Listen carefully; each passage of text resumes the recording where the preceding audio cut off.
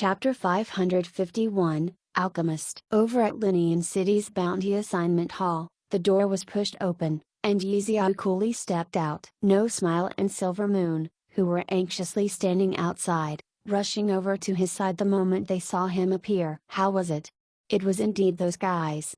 Yixiao nodded. Motherfucker. They truly wanna ruthlessly hunt me down till I'm backed into a corner. Silver Moon spat. I'm returning the emblem to you.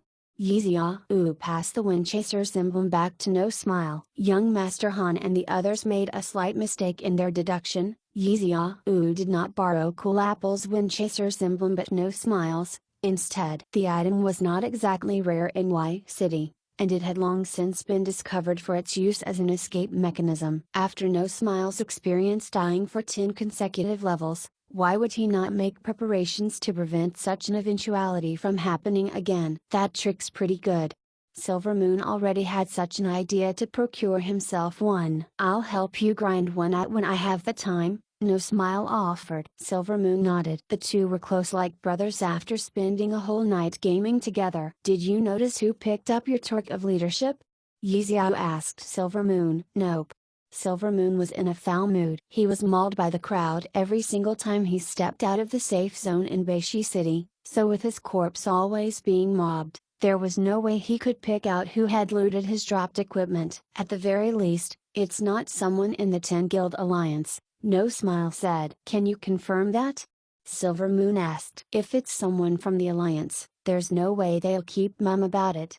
No Smile patted Silver Moon. Back then, anyone who had managed to give Silver Moon a punch in the process of his bashing would have boasted about it proudly over the guild channel for a whole day. Had anyone been able to loot off Silver Moon's equipment, the perpetrator would have most likely bragged about it for a whole month. Understanding what he meant, Silver Moon spat out his saliva to show his distaste. Do you know how many people joined you? Yixiao asked No Smile. I'm not too sure myself. There were too many people that ended up joining in. Besides, most of them are from Mage City, so we're not too familiar with them, No Smile replied. Old Broken has left for Mage City for a whole day, but he hasn't picked up any leads yet. Yixiao sighed. Actually, I have yet to complete the chain quest that I got this item from. I was thinking that perhaps if I continue and finish it, perhaps I can get something similar from the other rewards down the road. Silver Moon suddenly said with perfect composure. Oh, what's the name of this chain quest? Yixiao asked. The Failed Odyssey, Silver Moon answered. There's no such reward, Yixiao casually remarked. Then, what else is there? Silver Moon maintained the same casual tone to match as well. I don't know. Yixiao did not provide an answer this time. Silver Moon did not bother to inquire any further. Making eye contact with No Smile, their expression betrayed the slightest trace of puzzlement. The chances of such equipment appearing at this game's current stage are extremely low. Your torque of leadership might very well be the only one in the entirety of Parallel World, Yixiao said. So, what do we do? Silver Moon was anxious. Let's wait for news from Old Broken first. Yixiao said. Oh, what about that trip you've just made? Did you succeed in leaving that mark on any of them? Silver Moon asked. Yixiao nodded. Still, we have wait to when they are alone. Right now, we simply don't have the power to confront their entire team head on. Yes.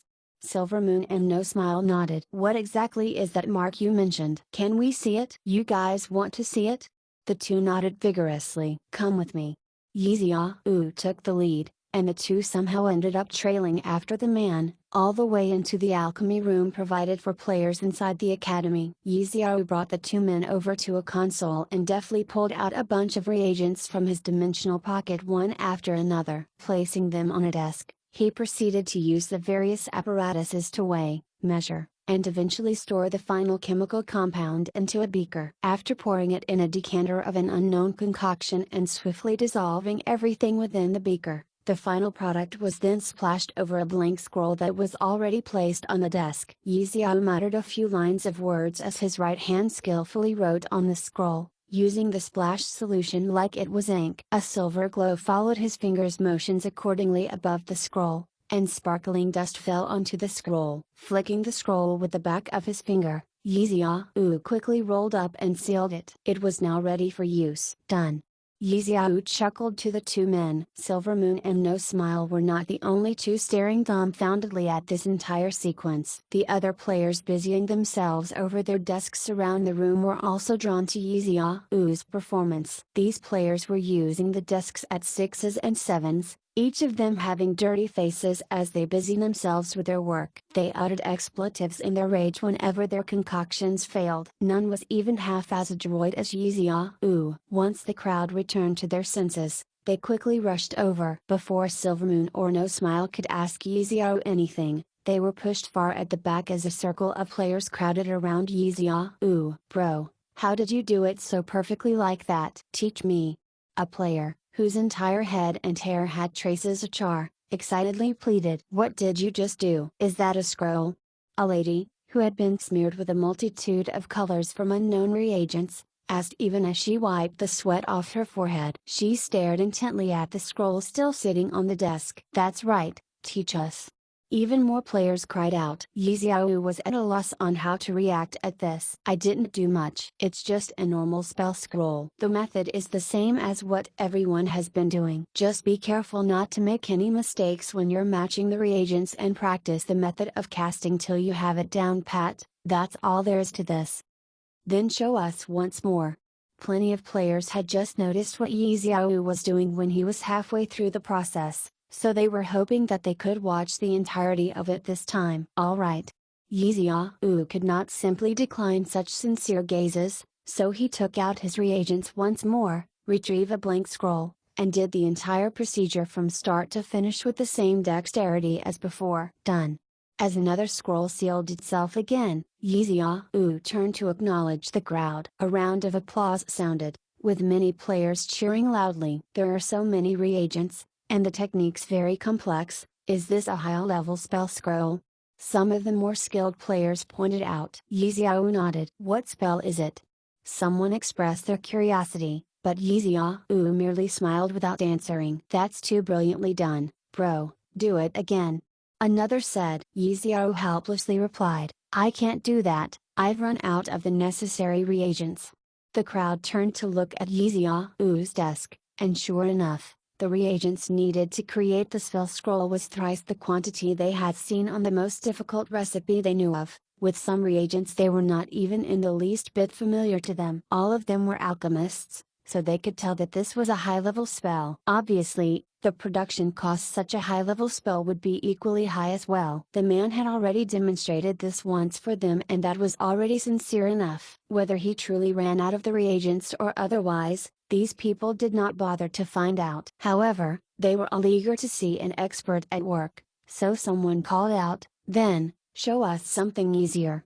This suggestion was met with great approval from everyone. Without any choice, Yixiao picked something simpler. Casually picking out a few reagents and directly throwing them into the flask that held the solution, he shook them lightly a few times without unravel a blank scroll and threw them straight into a flask. Instead, when his left hand shook the bottle, it caused the solution to splash onto the scroll, yet the excess did not spill out. Yixiao's right hand was already swiftly and nimbly gesturing in the air as he chanted something. A flash of light occurred, and the solution was no more. He took the scroll out from the flask, it was completed just like that. This time, the crowd was really struck dumb by what they had witnessed. From the reagents that he picked out, quite a few priests could tell that he was creating the spell scroll for heal. This was a spell that all priests would know, yet Yixiao's technique was so quick and fastidious that it reached a degree of unattainability, especially since he had done so without even unfurling the scroll. No one had truly ever seen this method before. "You can do it like that, too?" someone cried out, astounded. Yixiao smiled and pulled out the fresh spell scroll, opening it up to rinse that player with the white glow of heal. There was no shred of doubt among the players present any longer. Maintaining their dumbfounded silence for a while, they burst into applause yet again. Once more, someone cried out from within the crowd, amid the loud spatter of applause. Silvermoon and No Smile were currently on the outer rim of this crowd of players, hopping and jumping away before they were able to catch a glimpse of the scene. "Do you even know alchemy?" Silvermoon asked No Smile. "Why the fuck would I? Who's gonna practice that crap?" No Smile cried out. A bunch of players turned around and glared at him angrily. No Smile hurriedly wrapped his left hand over his right fist, apologizing to everyone with a beaming smile. He was afraid that a maniac like Thousand Miles Drunk would be hiding in this crowd, offended by his flippant remark. There was no way he was going to bear being chased down the street and hunted down endlessly. Silvermoon did not dare to be glib, either, carefully sending a message to No Smile. No wonder that guy's level is so low. It turns out he's been practicing his crafting skills. Yeah, so useless, No Smile expressed. There was no doubt that Silvermoon and he had fallen into dire straits before, but they were also originally forerunners in their respective job classes leaderboards. They would need to reach a certain level of focus on leveling, so they might have dabbled with crafting, but they were of the same mind regarding it being a waste of time to become proficient in it. Fuck. When will this end? Silvermoon continued to peer in on his tiptoes. Yi Xiao was surrounded by these alchemists. He demonstrated for 18 straight rounds until he created spell scrolls for all the priest spells he had learned once, which were often sold by players. Even the other players, who were also fellow priests, requested for him to show it a few more times. Those who were not priests each wore an expression filled with grief as they were unable to witness the amazing techniques of this master alchemist being used on skills and spells from their own respective job classes. Silvermoon and No Smile were nearly annoyed sick of waiting for everything to end beyond the circle of players when they finally heard Yi Xiao announce, "Brothers and sisters, I still have things to do today, so I lend it here today. Alright, I'll gladly give pointers the next time we meet." Seeing that they all held the man up for quite some time, the crowd felt embarrassed to keep him any longer. Quite a few of them requested for Yi Xiao to accept them as friends, and there was even a lady forlornly trailing after him. "Big brother, when are you coming back? I'll be waiting here for you." Fuck. Silvermoon and No Smile cried out in their hearts. He's even managed to flirt with a lady in such a manner. Quick. Quick, we don't have much time. The two, who could no longer bear it, hollered this, squeezing their way in before they dragged Yi Xiao away from the crowd. Chapter 552, Ruthless. The crowd glared angrily as the two men dragged their idol away from them, but Silvermoon and No Smile could not care less about them, and they pretty much carried Yi Xiao away from the mob. The three of them quickly ducked into a corner once they squeezed out of the crowd and exited the building, watching as that bunch of players rushed out of the alchemy room in the direction of the courtyard entrance. None of them noticed the three figures hiding in that corner. Silvermoon and No Smile were already experts when it came to evading others' pursuit. "Bro, don't you find this tiring?" the two complained at Yi Xiao. "Hey." Yi Xiao did not say a word, taking out the scroll he first made for the two men to take a gander. "The spell that I have just demonstrated is inscribed within this scroll. Using this will allow its user to lock onto the target's coordinates afflicted by my inescapable mark." The two strained their necks to have a look. Silvermoon then asked offhandedly, "How do you learn this skill?" This time, Yi Xiao did not change the subject, but what he said made the two drop the thought. "It's a priest spell." "So, when are we gonna act?" Silvermoon asked. "Old Broken's still not back from Beishi City, and Cool Apple is a rascal who only acts however he wants, so it's just the three of us for now," Yi Xiao replied. "Oh, is that so?" "Actually, there's no such hurry. Didn't Old Broken depart to get me my torque of leadership? If he can get a hold of it, our combat strength will increase exponentially," Silvermoon said, proceeding to brush his hand across the flat side of his king's blade as he gesticulated at Yi Xiao. This devious person had no wish to become a cannon fodder. Besides, being only at level 36 currently, he could not activate his weapon properly, so he was definitely nowhere strong enough to take on young Master's elite. As for No Smile, Silvermoon exchanged glances with him and knew that the guy shared his same sentiment. Neither was willing to take the risk of confronting the group at their current state. The ideal team composition that these two men were looking forward to was one where others would be doing the killing at the front line while they safely threw attacks or support from the back. It would be even more perfect if they could loot whatever equipment their enemies ended up dropping upon death. And how would Yi Xiao not know what they were thinking? He was well aware of what sort of character these two men had, but he chose not to point it out and merely nodded. "Then, we'll wait for Old Broken join us before deciding." Still, We first need to observe and find out if the other party is still together or has gone their separate ways. No smile, take this scroll and have a look. It was not easy to find excuses for every errand coming his way, so even though No Smile was not particularly willing, he had no choice but to accept it. Actually, having the vanish skill that allowed him to disappear forcefully did indeed make him the ideal candidate for this task, but in the course of him fighting with Gufei back then, he had learned that vanish or even stealth was useless against the man. This left an indelible shadow in No Smile's heart. If it was said that every thief in Parallel World was confident and reliant on the skills that provided them stealth, No Smile would most definitely be the exception. Nonetheless, since he had already agreed to help, No Smile could not just mind his own business. Taking the scroll and unfurling it, he bid farewell to the two and left. Ahem! Silver Moon cleared his throat after No Smile left to ask Yizia, "Ooh, how is Old Broken planning to get a hold of the torque of leadership in Beishi City? He's got no choice but to buy it back with a high price." Yizia sighed. "You're pretty loaded, huh?" Silver Moon used his lifelong skill in flattery and very naturally complimented Yizia without rousing the latter's suspicions. "There's actually another equipment which I feel that we will find very useful," Silver Moon divulged. "Oh, what's that?" Yixiao asked. "The Utopian magic staff," Silver Moon divulged. "Mana sacrifice."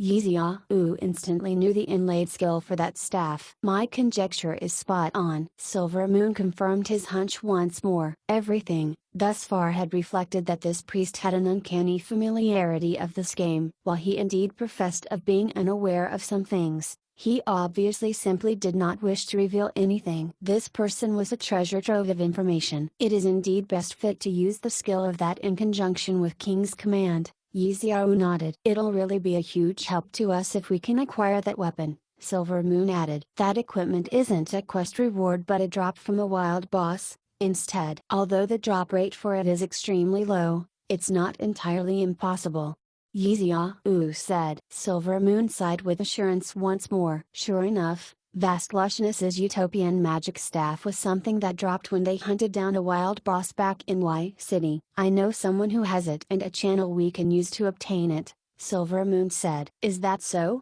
Yixiao had also heard of Silver Moon's despicable past, but the part about Vast Lushness owning Utopian magic staff was not mentioned in the account, as it was not an important information. Thus, it was not something everyone would know. Yixiao was uncertain if a Utopian magic staff had dropped in the game yet, but hearing Silver Moon mention it now, he naturally understood that Silver Moon must have had dealings with someone that owned that staff. Still, Yixiao would never have guessed that this person would be Vast Lushness. "This staff, if priced based on the fact that it has that skill, as well as the ordinary stats it has, I believe will fetch 2,000 gold coins, but the problem is, will the owner be willing to sell it just like that?"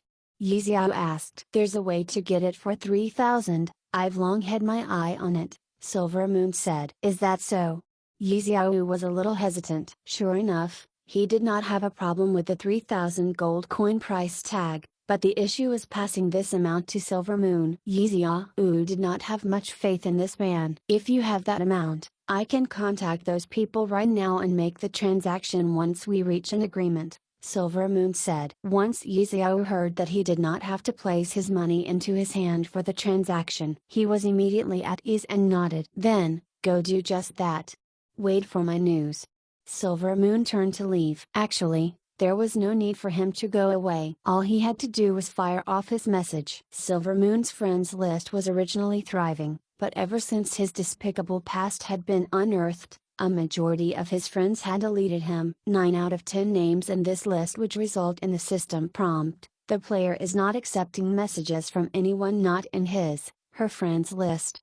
Still, there were a number of far more unique players that did not really care for a person's character. Silver Moon was contacting someone precisely like this. Checking his friends list, he saw that this person was online. Silver Moon hurriedly fired off a message. "Big South, are you there?"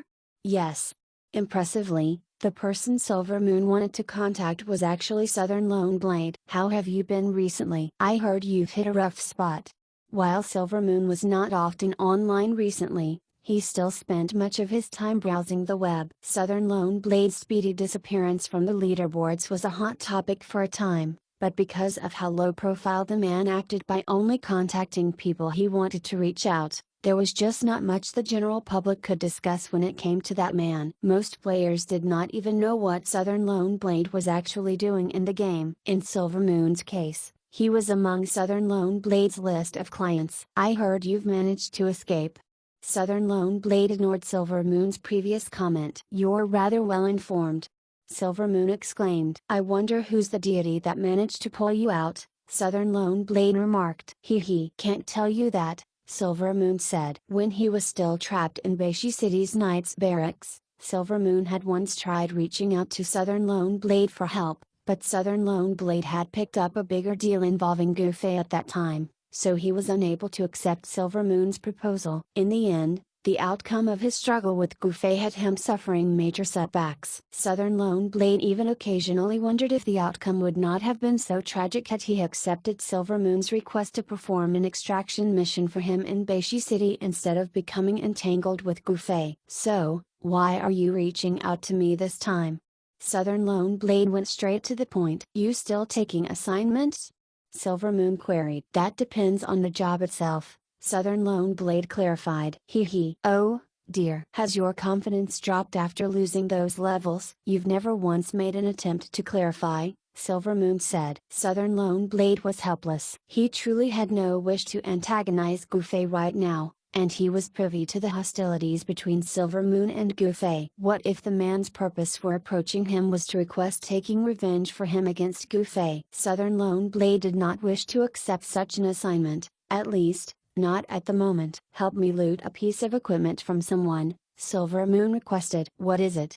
Southern Lone Blade decided that, if the other said moonlit night falls, he would quickly pretend to be dead. "Utopian magic staff," Silvermoon said. Southern Lone Blade was stunned, pausing for a moment before replying, "You're pretty ruthless." That staff was in the possession of vast lushness. While Yixiao did not know of this, Southern Lone Blade certainly did. It was their job to know this sort of thing, so they would often pay great attention to such information and data. Across the forums, in the game, and even the players' chatter, as long as anyone came into possession of any special equipment, Southern Lone Blade's gang would record it in a notebook so thick, it would put Brother Assist to shame if he ever caught sight of it. That was the specialty professionals offered. "Are you accepting it or not?" Silvermoon asked. 1,500 gold coins as deposit and 1,500 gold upon delivery, Southern Lone Blade replied. "No problem."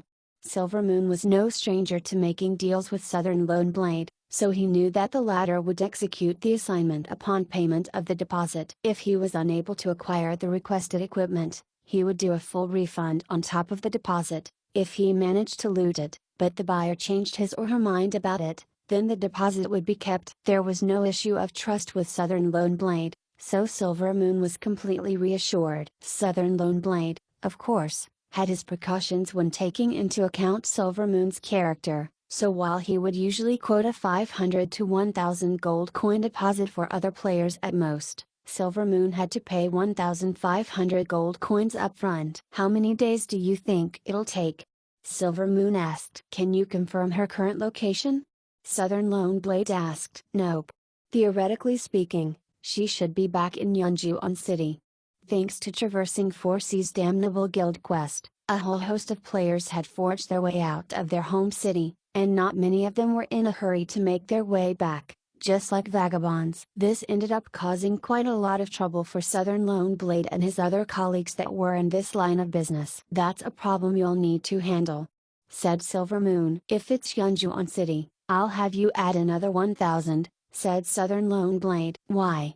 Silvermoon was flustered. "It's too risky," Southern Lone Blade replied. Silvermoon was confused. "Yunjuan City is risky?" Thinking about this, Southern Lone Blade was most likely referring to that lunatic Gufei. It seemed that Southern Lone Blade had also run into that headache, which left him so miserable. Silvermoon suddenly felt a wave of schadenfreude come at him. He wished he could just gather everyone in Parallel World who had been on the receiving end of Gufei's sword and rally them to seek vengeance. "If you're worried about 1,000 Miles Drunk, fret not. He's now in Linian City, Silver Moon assured. Chapter 553, Complicated Situation. He's also in Linian City? No way.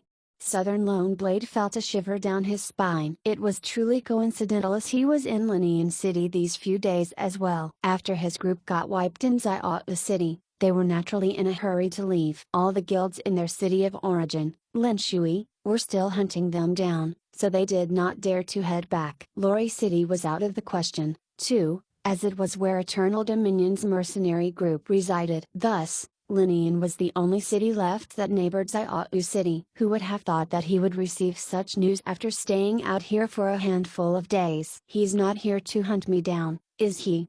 Southern Lone Blade muttered to himself. He quickly hailed his other brothers in arms. Business was secondary. Leaving Linian City was the right choice at the moment. Silver Moon made sure to inform Yixiao of his negotiations with Southern Lone Blade, obviously not admitting that he was hiring a hit on the original owner. All he said was that the negotiations for the purchase had been made, but because the seller was in a different city, it would take time for the other party to make their way over. These guys really are somewhat competent. Yixiao thought to himself. While he possessed knowledge of this game no other player had, Yixiao had no way of besting them when it came to the contacts these expert players possessed. Just as he was thinking of this, he suddenly became mindful of something, and he abruptly turned his head in a certain direction. Reaching out with his right hand, he tossed a heel over, and an originally blurry figure revealed itself in that flash of white light. No Smile was standing there in shock, not knowing what to say. "What are you still doing here?"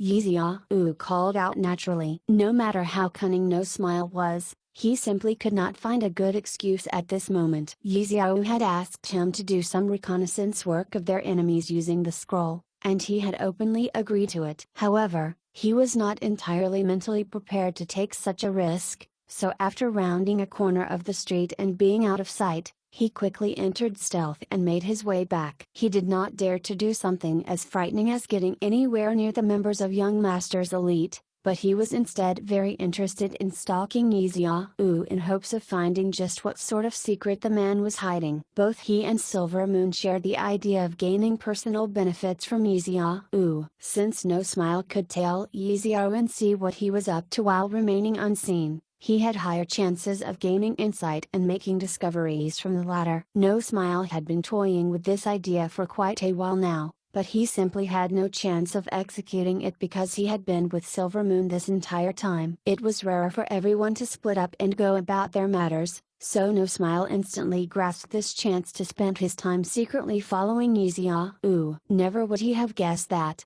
in the very moment that he got near Yixiao, he would immediately be discovered, interrupting his stealth with a single cast of heel from the man. "Stealth is useless, I was completely countered," No Smile cried woefully to himself. A mere level 36 priest was actually able to see through it. "What are you doing? Why aren't you searching for that person from Young Master's elite?" Yixiao repeated the question even as he saw No Smile stare at him foolishly without any reaction. No Smile finally returned to his senses as he came up with an excuse. "I don't know them." "Don't know who?" Yixiao was confused. "Yes, as I am on my way over, I recalled that, aside from Thousand Mile Drunk, I don't know any of those guys from Young Master's elite since I've never met them before." "I don't know any of them," No Smile hurriedly explained. He was actually being honest. Back when he was being executed for 10 consecutive times, every one of Young Master's elite had pitched in the first 2 rounds. Yet they had all kept their faces covered. The next 8 levels were all Gu-Fei's handiwork, and the others no longer participated in it. No Smile, who had already fallen into the abyss thereafter, never did get a chance to run into the others again. Saying that he did not know the faces of the rest of that group could be construed as a barely acceptable excuse. "Is that so? Why are you in stealth mode for?" Yixiao asked, seemingly interested in how No Smile would explain that. Safety is number one. It's much safer to be stealthed." "Safe my ass." No Smile angrily cursed to himself after saying that. He decided never to trust stealth from here on. "Ha ha ha." Yixiao laughed, a laughter that left No Smile's scalp tingling. He next heard the priest say, It's better to play it a little more safe. There are a number of players out that now have stealth detection equipment or skills at this stage of the game. You'll be the one at a disadvantage if you blindly rely on stealth. Yeah. No Smile had tears streaming down his cheeks. He, the originator, of being at a disadvantage in this sense, could not possibly miss out on this opportunity to learn more, so he quickly asked as casually as he could, "How did you know that I was here?" Blessed Sense. It's a passive skill that allows the user to detect traps, stealth, or other similar concealment skills, Yi Xiao replied. That's too op. No Smile's mouth hung agape. It's nothing as outrageous as you think. It depends on the level, proficiency, and other such factors between the parties involved. In reality, you're a level 41 assassin, the chances of me, a level 36 priest detecting you with my blessed senses is mostly at 0.4%, Yi Xiao explained. No Smile really felt that he ought to delete his account. This idea he was holding was so unlucky, there was probably no way to salvage it. Since you don't know them, just return that scroll to me, Yi Xiao said. Well, how about this, let's both go together. Point them out to me first, so that we'll have an easier time dealing with things from here on, No Smile proposed. Oh, I don't know stealth, though, Yi Xiao said. Stealth isn't safe, anyway. Let's just randomly change our equipment and keep our faces covered. There's no guarantee that they'll recognize us even if we sit right beside them, since there are plenty of players with their faces covered running around this city nowadays. No Smile glanced at the two hunters with their covered faces that walked past them before adding, plenty of strange clothes and weird equipment, too. Two members from Deep Freeze, who were too lazy to take off their camouflage outfits, just went down this street they were in. If that's the case, then alright. Yi Xiao chuckled as he agreed to No Smile's suggestion. This guy, just what exactly is he thinking of? Although No Smile succeeded in convincing Yi Xiao with his excuse, he still had a lingering uncertainty in his heart, completely unable to make sense of what Yi Xiao was thinking. No Smile and Silver Moon were not doing a good job at concealing their greed for getting benefits out of Yi Xiao. As such, No Smile did not believe that he had not realized it even now. It was really awkward that he got detected by the level 36 priest when he attempted to stealthily follow the man moments ago. Even though he managed to find a suitable explanation at the last minute, No Smile still felt that his excuse was rather forced. Yi Xiao did not seem to mind it, though. Just what exactly is he thinking? This sentence kept running circles in his mind. Over at the Maple Leaf Tavern, the 5 members of Young Master's Elite were seated around a table. Royal Godcall was feeling depressed. Why did we leave that tavern, climbed over a house, and took a long walk, yet we still ended up in a tavern? Because that tavern's style clashes with mine, Young Master Han calmly explained. Didn't you say that you have a plan in mind? Could your plan actually be changing a tavern and continue drinking? Royal Godcall asked. Have I ever said that? Young Master Han turned to question him back. Alright, you too. Brother Assist quickly diffused the situation before Royal Godcall exploded and said to Young Master Han, you didn't say that you have a plan, but you did say that everything is well within your grasp. That's right. Young Master Han nodded. Why don't you tell us what you've grasped, so that we can at least settle our hearts? Brother Assist suggested. Do you all remember how they easily located Sword Demon twice before? Young Master Han questioned. Everyone nodded. How is it so easy to just find someone on a whim? Could it be that Sword Demon made some sort of arrangement to meet with them? Young Master Han probed further. Enough with your nonsense, Sword Demon remarked, mildly annoyed. I do believe that we've already come to a conclusion, and that is that they have a special method to track down the coordinates of a particular player, just like when someone picks up a bounty mission. Young Master Han continued to inquire. Yeah, you've already mentioned that. Brother Assist represented the rest of his comrades and nudged along Young Master Han's plodding pace of conversation. That is why I so boldly deduced that that fool coming to the meeting wasn't without a purpose. He did something to one of us in secret and got a good grasp of someone's coordinates here, Young Master Han explained. How can you be so sure? Because the second time Cool Apple went up against Sword Demon, if he had all our corresponding coordinates, There's no reason for that man to choose that particular moment to act, as he'd surely realize then we were not too far off from him, too. That was one of the reasons why I arranged it so that we were watching the fight from a distance not too far away. It's all for this purpose of checking if they had a grasp of everyone's coordinates. Young Master Han continued to expound. You didn't say that then. Royal God Call pouted. You've thought of this at the last minute and weaved it into this narrative accordingly, haven't you? Young Master Han did not say a word, merely using the gaze he always used when looking at an idiot on Royal God Call. War Without Wounds shook his head at the side. Such is the way of the youth. To actually slap himself in the mouth at this time. Isn't this young man just looking to get himself punished at this point? Look at me, I didn't even say a word. War Without Wounds was thinking of this rather painfully to himself even as he kept his mouth shut. This was because, young Master Han's snide remarks, tone, and demeanor were expressed in a way the entire time that made anyone listening want to leap out and refute his claims. But the man was ready with a quick look of disdain the moment anyone attempted this. Anybody could see just how vicious young Master Han's bad intentions were. So, what you're saying is, once the other party has a hold of the coordinates of one of us, that will then be the player whom they'll be targeting, but they'll only make their move just like what they did to Sword Demon, by waiting for the person to be by himself before striking. Brother Assist asked. Young Master Han nodded. Unfortunately, we have no idea who the target this time is, so we can't simply make the same arrangement as what we've done with Sword Demon previously.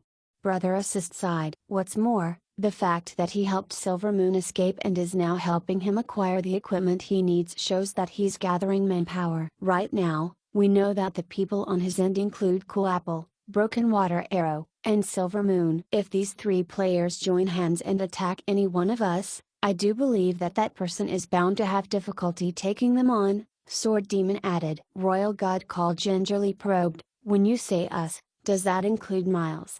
Can you stop talking bullshit? The lot of them scolded him. Aside from these three, I dare to say that there should still be another, young Master Han said. Another? Who could it be? They asked. I don't know who it is, but I'm certain that there's one more. Why so? The first time they ran into Sword Demon, they managed to kill him. It's common knowledge that death will remove all sorts of statuses on a player, so I believe that this marker they have won't be an exception. And yet, Sword Demon carried this marker when he respawned, which led them over to the tavern. At that time, that foolish priest, Broken Water Arrow, and Cool Apple were still in the forest. So they must have stationed someone else at the Thieves' Union at that time to place the mark on Sword Demon once he respawned. Chapter 554 - Countering the Sneak Attack. As everyone sifted through their memories, all their eyes turned to Sword Demon. The man shook his head in response. I don't know. Of course, you wouldn't know. Everyone here saw him use the skill earlier, but who knew back then? Young Master Han asked. Isn't that just your guess? How are you so sure? Royal God Call asked. Well then, why don't you go ahead and run around on your own? I hope that the targets you, young Master Han said. TSK. I don't like to loiter on the streets, Royal God Call said. Yes, that's no secret.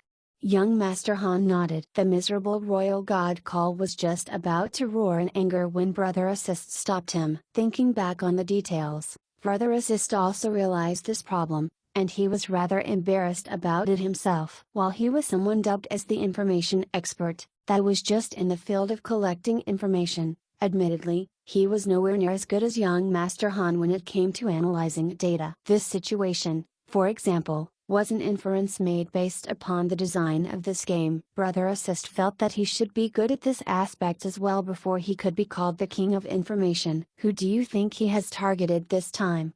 Brother Assist asked. Young Master Han swept his gaze over this table once before he enunciated, indubitably, it's either Royal or Wounds.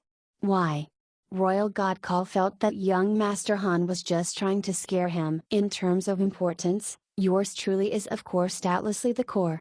Young Master Han could not help pausing when he heard their collective boos, but after everyone stopped, the man continued as if nothing had happened. But the position yours truly holds as the core isn't something that can be eliminated with levels, even if they bring me down to 0. Thus, That man should be well aware that taking me down will be a pointless endeavor. Another round of boos resounded from the peanut gallery. Similarly, Brother Assist won't be a target as well. His value when it comes to information has nothing to do with his level, and considering his actual combat worth. Well, no one will be picking Brother Assist in terms of that, right? Brother Assist was in tears, but he could not refute this claim. Considering that this won't be a short skirmish but a drawn-out war, it is far more effective to reduce our combat might by removing our available combatants, young Master Han said. What about Sword Demon? Royal God Call was dissatisfied. Sword Demon was stealthed outside back then, thanks. That doesn't mean that guy won't have equipment or skill that can detect stealth. Royal God Call said. Sword Demon is at level 40, and that fool is at level 36. With a 4-level difference, how high of a chance do you think he has in detecting Sword Demon? Young Master Han raised this question. But the chance remains. Royal God Call defended. Chance, you're smart ass.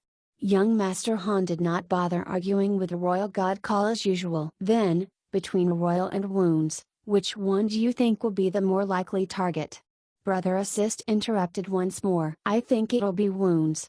Young Master Han regarded the warrior. War without Wounds, who had been keeping his mouth shut all this while, finally could not resist opening it this instance. Why? Young Master Han raised a finger. First, Royal is such an annoying brat. No matter what reason or issue, no one will ever choose to pick him when given an option, right? I agree, War Without Wounds nodded gravely. Agree, you're smart ass. Royal God Call yelled. Second. Young Master Han lifted a second finger. Take a guess. No one was interested in making themselves look bad, so everyone kept their mouths shut. Brother Assist only opened his mouth to express his abstention. And the second point is? It's so obvious. Yet none of you can see it. If a loathsome child isn't selected, of course all that is left is Wounds. Everyone was so demoralized, they felt like banging their heads against the wall. Is there a third point? Brother Assist was the only one with the resolve to continue playing with young Master Han. Yes. The third point is his survivability when facing a sneak attack. Archers will have a much easier time using their advantage and agility to escape if the initial attack doesn't result in an insta-kill. A warrior, on the other hand, might be able to survive the first round of attacks, but all he or she can do is counterattack when ambushed. It's very difficult for warriors to make their escape if they don't utterly defeat their assailants. From the enemies that we know we may face, they are more than capable of taking down Wounds as long as they join forces, so they can essentially ignore Wounds' retaliation. Ambushing him can be seen as a near foolproof plan. That reasoning is a lot more forced. It's not really that easy for archers to escape, Brother Assist said. Don't forget that this is Linian City. In the trees that surround us, it's much easier to escape than locate someone, right? Young Master Han pointed out. True, that is why, as long as he's intelligent enough, Wounds should be his number one choice.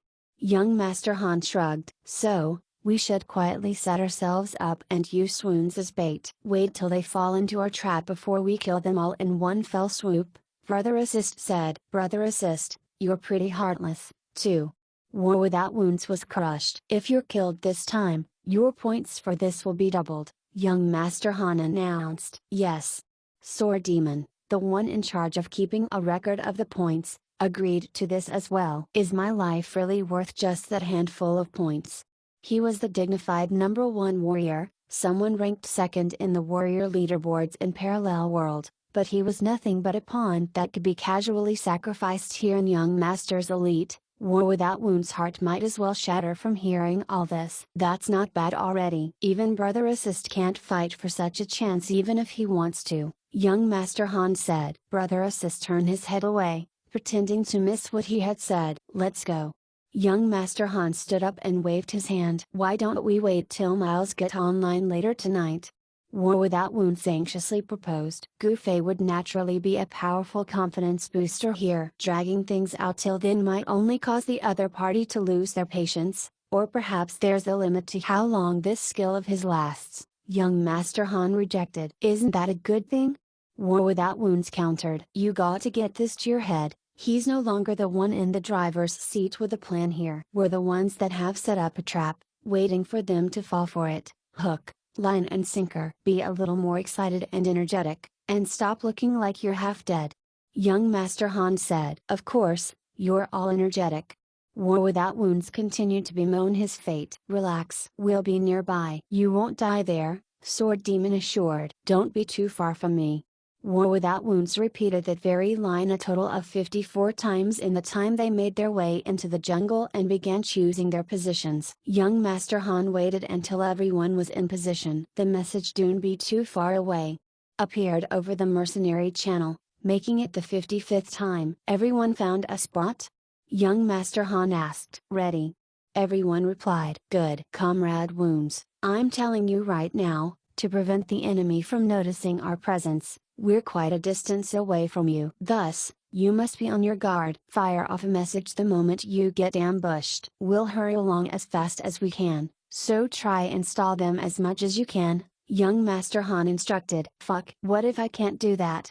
War Without Wounds asked. Then, you shall be the winner of the huge double-point prize in our mercenary group, the first ever recipient since our group's conception, young Master Han replied. Randomly find some monsters to fight. Make it look like you're grinding like you would usually do any other day, young Master Han said. MHM. Now that the situation had gotten to this stage, War Without Wounds helplessly hummed his answer and then pulled out his sword to begin fighting monsters. Dash dash dash dash dash dash. Time passed. The four men that had set themselves around War Without Wounds some distance away continued to keep their eyes out for any movement in their surroundings even as they chatted away to pass the time. Can you guys be quiet? War Without Wounds cried out in dissatisfaction when he saw the others very irresponsibly conversing on the channel without a regard for his circumstance. He was very afraid that his cry for help over the mercenary would be swept away by the tide of messages when he was attacked. Such a death would truly be such an injustice. 10 minutes, 20 minutes, half an hour, a full hour, 2 hours. The end of daytime in game, nighttime, and finally daytime again. No one was using the channel to chat at this point, and there was no sound around besides War Without Wounds killing monsters. Finally, the one to interrupt the silence was Gufei's message breaking through the mercenary channel. I'm here. Anything happened today? Fuck. Even Miles got online. Royal God Call finally could not stand it anymore, as this meant that they had waited for a whole afternoon, and not once did they catch a trace of the enemies. To prevent themselves from being looked down on, no one questioned young Master Han's deduction, but looking at the time, none of them could really tolerate it any longer. Just what exactly are they planning? Why aren't they attacking yet? Brother Assist asked. Did young Master come to the wrong conclusion? Royal God Call spoke boldly. He was a youngster that was like a newborn calf, unafraid of the tiger. However, young Master Han did not say a word in response over the mercenary channel. Sword Demon, young Master? Brother Assist called out. Here. Sword Demon quickly replied, but young Master remained quiet. What's going on? Everyone was tense. Young Master? Brother Assist shouted across the channel and sent a private message at the same time, yet he still got no reply. Where's the guy? Everyone wondered. Did something happen? Gufei had no clue what was happening since he just logged on, but he could see that everyone was searching for young Master Han from the looks of the chat log. What the hell? Their messages continued to pour through even as they ran toward young Master Han's position. In the end, they found young Master Han with his head resting against a tree, a straw mat covering his body. He was hugging a bottle of beer, reeking of alcohol, as he slept soundly. Fuck. Royal God Call lifted his leg, looking to stomp on the priest's head. No one went to stop him. Everyone was happily hoping that Royal God Call's leg would connect, but the youth regained his sensibility at the last minute. Retracting his foot, he lightly kicked young Master Han awake. Instead, you're all here. Young Master Han said as he opened his eyes. Nobody momentarily knew what to say in this gloomy atmosphere. Did they not appear? Young Master Han asked. Their faces were still black with anger. This means that their judgment isn't as good as I thought. I overestimated them. Given my superb intellect that transcends mortals, it's truly difficult for me to put myself in their frame of minds. It's better if you mortals do this sort of deductions next time. Young Master Han said. It's probably because our enemy priest didn't actually mark any of us at all, right? Royal God Call asked. Nope. The mark wasn't put on wounds unlike what I've previously thought. Instead, when they made their way over, saw the one with the actual mark in position, and deduced that we've prepared an ambush for them, so they quietly retreated. I came to the wrong conclusion because I was far too smart. What a tragedy. Young Master Han explained the situation as such, but the expression on his face was that of intoxication, with not even the slightest bit of sorrow. Chapter 555, A Major Incident. The four others had no idea what else to say, so all they could do was stand there mutely staring at young Master Han as the man got up from his haphazardly done straw betting. If the target isn't wounds, then who is it? Young Master Han asked the four. The four kept their mouths shut, not saying a word. Young Master Han's gaze stalled on Royal God Call, and the archer turned his head away, not daring to meet his eyes. Is this a conclusion you've come using a mortal's wisdom? Brother Assist could not resist asking this. Using a mortal's wisdom? Young Master Han showed a look of pained horror. I can't do that. The four bit their lower lips. The one to speak in the end was still Sword Demon. Let's head over to the spawn point. Let's just go offline for a bit. Parallel world statuses will be cleared once we log off. Let's just forget about turning their trap on them. Boss Sword Demon's idea is still the more reliable option, the other three praised. Since you guys like that sort of method, I have no comments. Young Master Han shrugged. Let's go, then. The four men prepared to leave the jungle. Aren't you going? Sword Demon realized that young Master Han did not seem to be leaving with the others. The target can't be me, young Master Han said. Maybe the action our enemies have taken was very ordinary, and the target just might be you. Brother Assist was still the expert when it came to smoothing things over. What you've said makes sense as well. Young Master Han nodded. After all, it's not without reason for them to target me. Oh, yeah? What's the reason? Brother Assist asked, as he casually placed his hand over young Master Han's shoulder. Jealousy of my looks, young Master Han stated matter-of-factly. Ha ha. Brother Assist laughed dryly, his hand upon young Master Han's shoulder stiffening. Let's go, let's go. Royal God Call and War Without Wounds urged everyone to leave, and the five men left the jungle together. Over by Goofei's side, he was still clueless on what had just happened, so he kept pestering them for a recount, and Brother Assist eventually provided him a simple summary of today's event. The moment Goofei heard that he had not missed anything interesting but had actually avoided a disastrously dull session of waiting, he was beyond elated. It was at this moment when he received a new message. Pulling it open and reading its content, he saw that it was from Fireball, someone whom he had not been in contact with for a long time. Drunk bro, a major incident occurred. What happened? Goofei buzzed. The one thing he feared was a day of peace. Someone is plotting against us here in Beishi City. Fireball explained. How exciting. Goofei was envious. Why had no one come to plot against him even now? It was not every day that people came after him, yet all their new enemies did was attack his friends. It was just too disappointing. Quite a number of my brothers got killed. If we're not mistaken, their target seems to be Lushness. Fireball continued to say. Oh, who are they? We've got no clue. Their faces are all covered. A standard job class team, Fireball replied. A standard job class team was a technical jargon used in Parallel World referring to a party that consisted of all the job classes in the game, besides the fighter. Even Goofei knew this. Beishi City, yes? I'll make my way over as soon as I can, Goofei eagerly said. If you're too busy, you can just lend me your equipment. He. Even though it was a message, Goofei could imagine that unpleasant smile of his. So that's the real intention of this guy. Does he want to borrow my equipment so he can show off a little? Hey, is there really an issue or not? Goofei was irate. There was a high chance that this twerp was just looking to borrow his equipment so that he could look good while chasing skirts. There's really an incident here. You can ask Mooney or Lushness if you don't believe me. I'm just worried that you are busy on your end. Fireball insisted. I'm not busy. I'll be there right away. It was not that Goofei was stingy and feared loaning him his equipment, rather, he did not wish to miss out on being a part of a potentially exciting affair. Svalty. After ending his conversation with Fireball, Goofei quickly sent a message over to Svelte Dancer. What? Svelte Dancer's response betrayed a sense of vigilance. Did you still have teleportation scrolls? Gufei asked. Damn it. Svelte Dancer had come to know by now that it was never a good thing when Gufei contacted her, and she would usually end up paying for something as a result. Where are you now? Gufei inquired. Instead, still in Linian City, Svelte Dancer replied. She, who had originally come to this city with Gufei and the rest, was still having fun here, so she was in no hurry to leave. How coincidental. So am I, Gufei remarked. Scram. Svelte Dancer rebuked. Lend me a scroll, Gufei requested. What are you doing?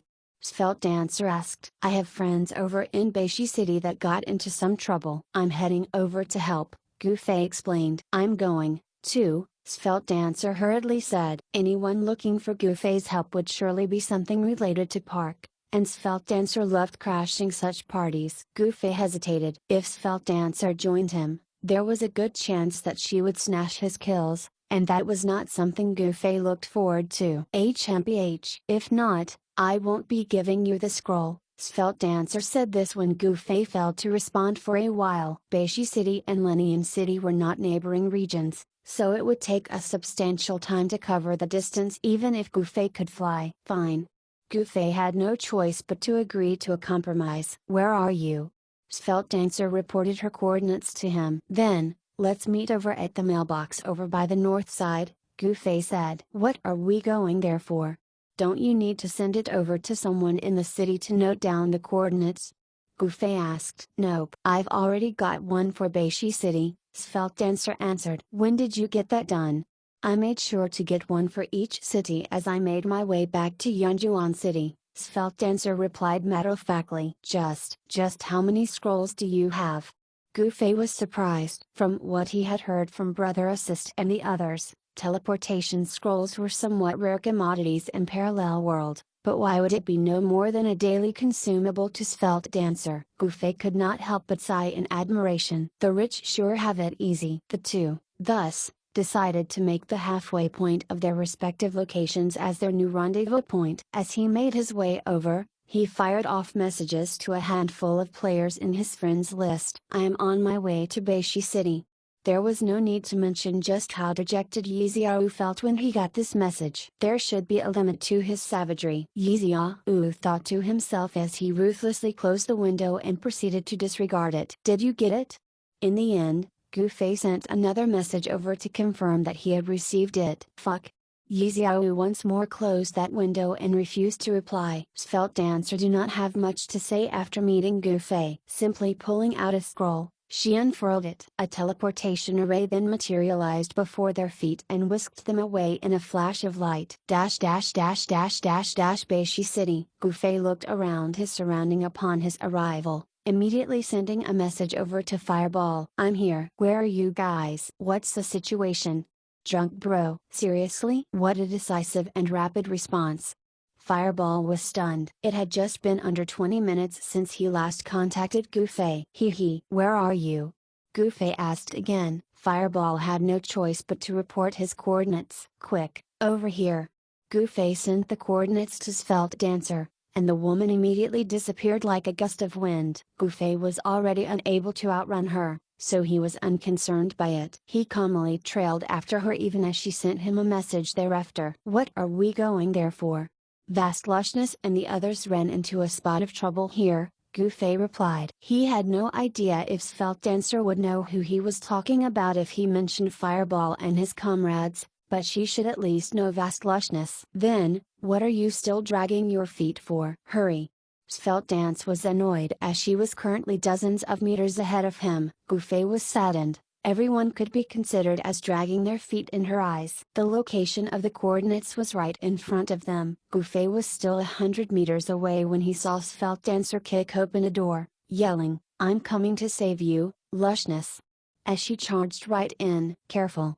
By the time Gufei shouted from behind her, Svelte Dancer's figure had already disappeared. They were up against a full job class team, which meant that it consisted of at least 6 players. Sakurazaka Muni and those rascals were not exactly noobs, so to be forced into such a degree meant that the enemies were pretty strong. While Svelte Dancer might be top-notch, Gufei felt that it was still far too risky to go charging in so suddenly like that. Gufei made it to the door after a while and was rather astonished to find that it actually led to a tavern. There were plenty of players inside, so it was common for a scuffle to break out abruptly as a result, but few would choose such a spot to cause such a targeted trouble. Seeing it was a tavern, Gufei's heart suddenly stopped momentarily. Could Fireball and those rascals have gotten themselves into trouble with others while they were teasing some lady, that resulted in them retaliating on Vast Lushness? It would be rather awkward if he jumped in to lend a hand for something like this. Gufei warily pushed open the door to the tavern and poked his head through to look about. Everything looked normal inside, and there was no trace of park-induced fight within. Just as Gufei was wondering what was going on, he heard Svelte Dancer loudly shouting, "I'll take care of this myself. I'll kill one if one comes, and a whole team if a whole team comes." Gufei followed her voice over and saw Svelte Dancer, with her leg propped on a stool, as she made her declaration. He saw Vast Lushness and Sakura Zakamuni, as well as Fireball and a handful of the other guys staring at Svelte Dancer lasciviously. "What's the major incident?" Gufei was all confused as he walked over. "Drunk bro." Fireball quickly received Gufei the moment he saw him, a trace of fear on his face. "What's going on here?" Gufei's hand shot out and gestured to the scene before him. How was this not just a normal tavern gathering with people drinking and merrymaking? He did not see a major incident anywhere at all. "It's a long story."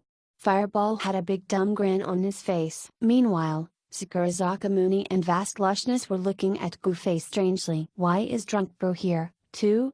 Sakura Zakamuni asked. Gufei stared at Fireball. Fireball lowered his head and secretly messaged Gufei. "Drunk bro, there's a guy who's also a mage here, and he's very arrogant. I originally contacted you to borrow your equipment and show off a little.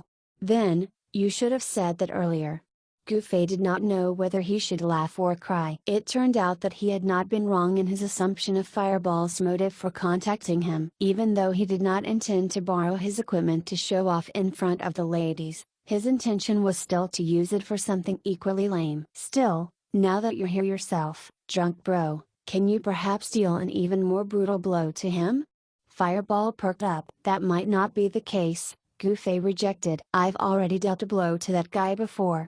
Gufei already identified the mage Fireball was looking. That person was also staring at Gufei. He was that old friend of Vast Lushness back when they were still terrorizing Y City. He had also met the man in Lenian City when he was doing Traversing 4C's guild quest last time. "Is that so?"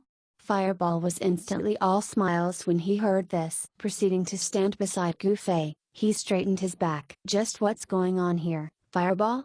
Sakura Zakamuni could tell that Fireball had secretly contacted Gufei to come over. "Nothing, nothing. Drunk bro and Big Sis Svelte are just passing by, right?" Fireball said. Laughing bitterly, Gufei nodded. "Passing by?"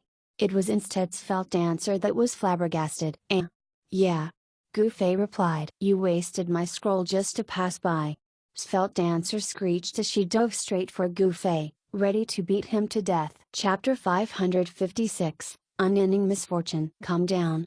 Gufei quickly ducked to avoid Svelte Dancer's lunge, hoping that Fireball and his lot would come over and hold her down. In the end, all he saw was these men enviously looking at him. The expression on their faces made it apparent that they considered it as a form of enjoyment to die at the hands of a beauty like Svelte Dancer. HMPH. Not once did Svelte Dancer's series of attacks landed on Gufei. With so many people in the tavern, she was a little embarrassed to let the crowd see her monkeying around like this, so she had no choice but to stop. Gufei released a sigh of relief. He was having a little bit of trouble avoiding Svelte Dancer's attack. After all, he could not just retaliate and kill her, right? It was hard to tell if her attacks were as restrained as his, though. "Is there anything happening here or what? Are there people giving you trouble or not?" Svelte Dancer asked Vast Lushness. Vast Lushness did not answer her but merely stared at Fireball. Feeling sheepish inside, Fireball could only admit, I'm the one who called Drunk Bro over." "Was there a need?" Sakura Zakamuni asked, feeling confused. "That's right. This is my turf. I want to see just who is ballsy enough to even touch Lushness." The lady's old friend, the mage Blueys, said. Gufei finally realized the truth of the matter. Apparently, Fireball did not lie to him. They indeed stumbled into some sort of trouble, but it had yet to devolve into the point requiring Goofy's aid, especially since Vastlushness seemed to have a rather powerful ally here. Fireball was most likely feeling a little discontented with how arrogant Bluey's was acting for being someone originally from a place like Y City, which was how he had come up with a roundabout way to knock Bluey's swagger down a peg through borrowing Goofy's equipment to show off a little. Fireball should be blamed for not having a good understanding of Goofy's character. He should have just stated his request plainly and explained the circumstances that they were in. Even if Goofy did not see it as a cry for help, he would still be enticed to show up. After all, when would he not wish to participate in this park-related situation? As the matter stood at the moment, Fireball naturally no longer had the face to take Goofy's equipment and keep up appearances. Seeing everyone harboring the thought of wanting to kill him, he quickly tried to laugh it off. "Long time no see, drunk bro. Why don't we all get together? Quickly come take a seat." Fireball showed great courtesy to Goofy, knowing in his heart that Goofy was the one he felt the most remorse toward. As for Sakura and the rest of his comrades, even though they were all indignantly eyeing Fireball with contempt, Sakura actually privately messaged Fireball. "Well done." It was apparent that he had also been feeling dissatisfied with Bluey's arrogance, but he could not do anything about it since this matter pertained to Vastlushness. There was no doubt that he approved of what Fireball had done. If he was unable to succeed by himself, letting Goofy come and suppress the mage was cool, too. Fireball made some space for Goofy, especially positioning him right across Bluey's. He proceeded to make another space for Svelte Dancer beside Goofy. Standing behind the two, he was immensely pleased with himself. This was the ultimate hero and heroine pairing in his eyes. How could the country bumpkin, Bluey's, have the face to remain haughty in comparison? Goofy did not have all that messed up thought when he turned his head to ask the crowd. "So, what exactly is the situation here?" A bunch of guys appeared out of nowhere and suddenly began targeting us," Sakura said. "Is everyone alright?" Goofy could not tell if Fireball was exaggerating when he said that some of them were killed. "Some of my comrades died," Sakura replied, his expression somewhat melancholic. Goofy swept his gaze around the people gathered and more or less had an idea what had happened. It was clear that when Sakura and the others ran into some trouble and the situation got dire, and it was only with Bluey's and his men's timely appearance that they were able to escape. Unfortunately, the man's pompous attitude drew the ire of this mercenary group. "You're the target?" Goofy asked Vastlushness. "That's what it looks like," Vastlushness replied. "It must be Dusky Cloud, that asshole." Bluey's slapped the table all of a sudden. This caused quite a fright to Sakura and the others that were all cursing madly inwardly. If he's the perpetrator, he wouldn't keep his face hidden but display it blatantly along with their alliance banner for all to see. Instead, Vastlushness refuted. "Yes, I believe that they're the type to act openly," Goofy agreed. "Still, I can't think of any other enemies aside from them," Vastlushness said. "There's no need for them to keep their faces covered if they are your enemies, right?" Goofy asked. "True." Vastlushness nodded. "Then they must be here looking to rob you," Goofy declared excitedly. He felt no guilt killing such players, so he found it to be the most enjoyable of targets. "What are you so eager for?" Svelte Dancer asked. She was not the only one who felt confused. Everyone around the table was looking at the suddenly excited him suspiciously. Goofy quickly calmed down and evenly stated, "Yes, it's actually possible that they're your enemies. Maybe it's someone who doesn't have the means to contend with you head on, so that person is willing to spend money to hire a mercenary group or something to come after you." "Do you have such enemies?" Sakura asked. "I don't think so. Right?" Vastlushness was not too confident of this herself. Her past deeds were indeed overbearing, so who knew if there were people out there that would still bear a grudge against her. Even someone who did not have the backing of a group could still use the method Goofy had just described to get their revenge. "Who cares who the heck your enemy is? I dare him or her to try again, I'll show them what's what." Bluey's slapped the table loudly once more. "That's right." The sound of that slap on the table actually resounded one after another, giving Gufei quite the scare. That was when he realized that a good half of the tavern was actually filled with Bluey's men. It was no wonder Sakurazaka Muni and the others looked so despondent. This other group was really powerful, after all. Say, how many of them were there? Gufei asked. There were 6 back then, Sakurazaka Muni replied. 6. Gufei's eyes scanned the room. Just Bluey's side already had 60 men. Is there a need for such a show of force? How will the other party even dare to come at this rate? HMPH. Those cowards. I doubt that they have the guts. Bluey's harumphed. Drunk bro. Do you mean to say that you're looking forward to their appearance? Sakurazaka Muni gingerly asked. But of course. Could you guys be hoping otherwise? Gufei asked back. Well, any normal person won't be looking forward for others to come kill them, right? Sakurazaka Muni was still carefully picking out his words. It is the best time to kill them all when they're coming for your head. Gufei countered. That's right. Svelte Dancer nodded in agreement. This was when Sakurazaka Muni realized that this was the strong people's way of thinking. It was entirely different from the ideas his disreputable sword had. What? Are you afraid?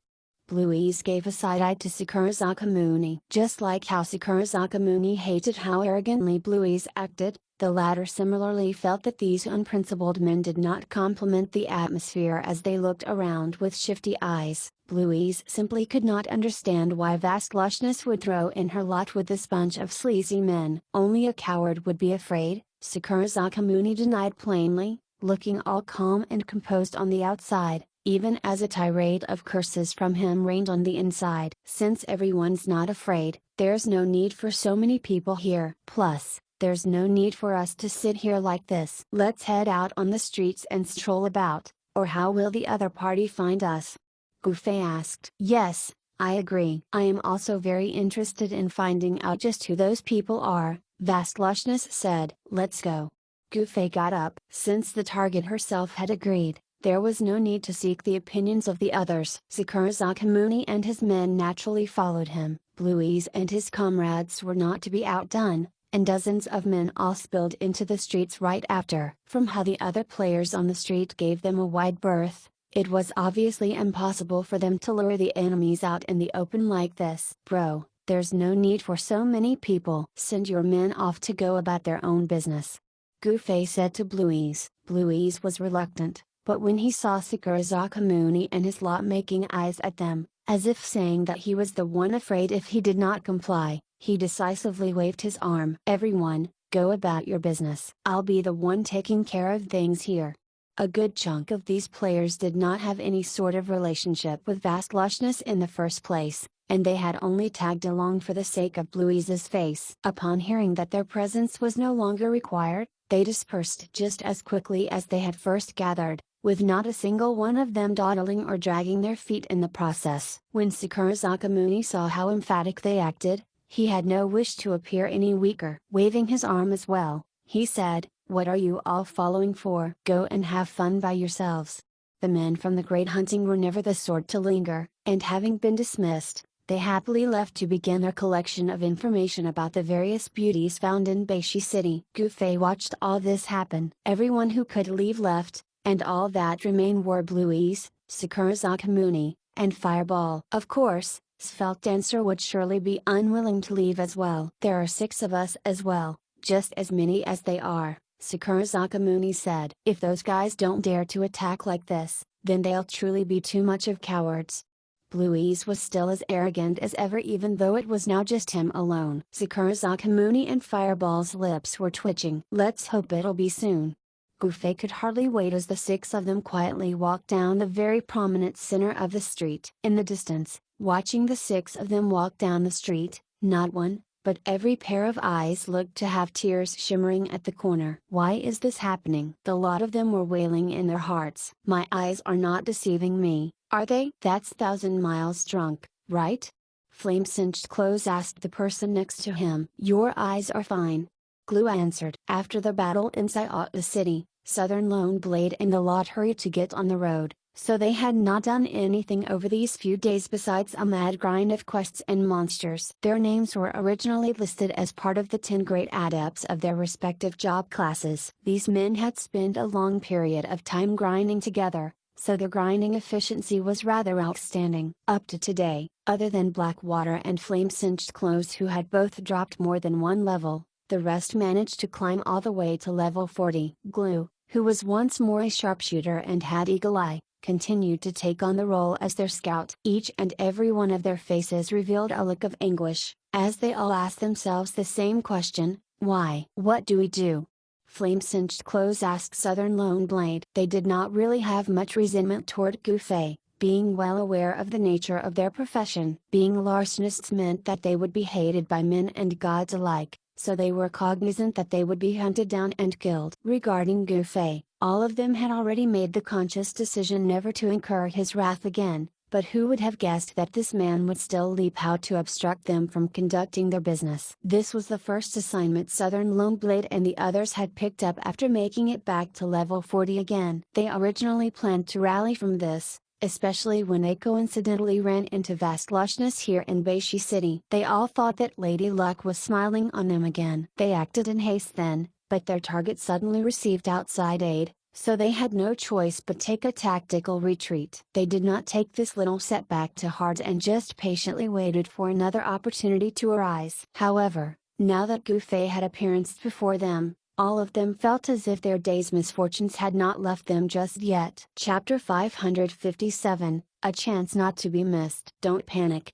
Southern Lone Blade was actually super depressed deep down, but he still made sure to look calm and composed. He knew that he was the backbone of his team, so he needed to maintain a shred of aplomb. If he were to panic as well, the entire team was bound to break down in an instant. We gotta increase the price with Silver Moon first now that Thousand Miles Drunk is here, Southern Lone Blade said as he led the others to consider the conventional business aspect of things. They should treat Thousand Miles Drunk as a trouble that required a price tag increase rather than an unavoidable disaster. How much more? 20,000?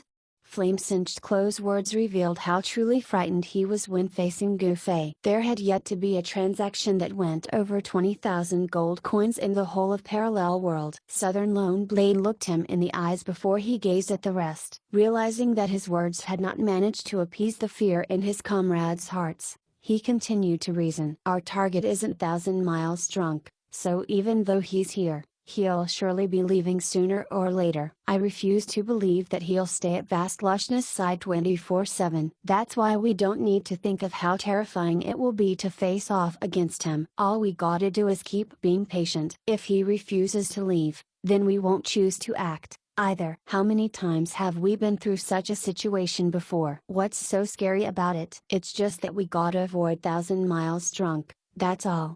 The men slowly began to calm down after hearing Southern Lone Blade's speech. Sure enough, because their previous assignment's target being Thousand Miles Drunk himself, both parties had to clash head-on, which resulted in the tragedy that befell upon them. However, right now, the man was no more than a hurdle to their real target, so he should be seen as no more than an insurmountable obstacle. And it was not as if they had not come across similar obstacles in their larceny career. Take Beishi City as an example. Southern Lone Blade and his team had once targeted a vice guild leader from one of the guilds there. In the beginning, when they located the target, he was busy fighting with monsters in a grinding map, and almost hundreds of players in the said map were members of the same guild. Southern Lone Blade's team only had 7 men, so it was only natural they were no match for them. That situation was similar to having a single Gouffé right now. All they could do then was wait, patiently wait for the vice guild leader to leave the map or when there were not so many comrades around to aid their target. Similarly, all they could do now was wait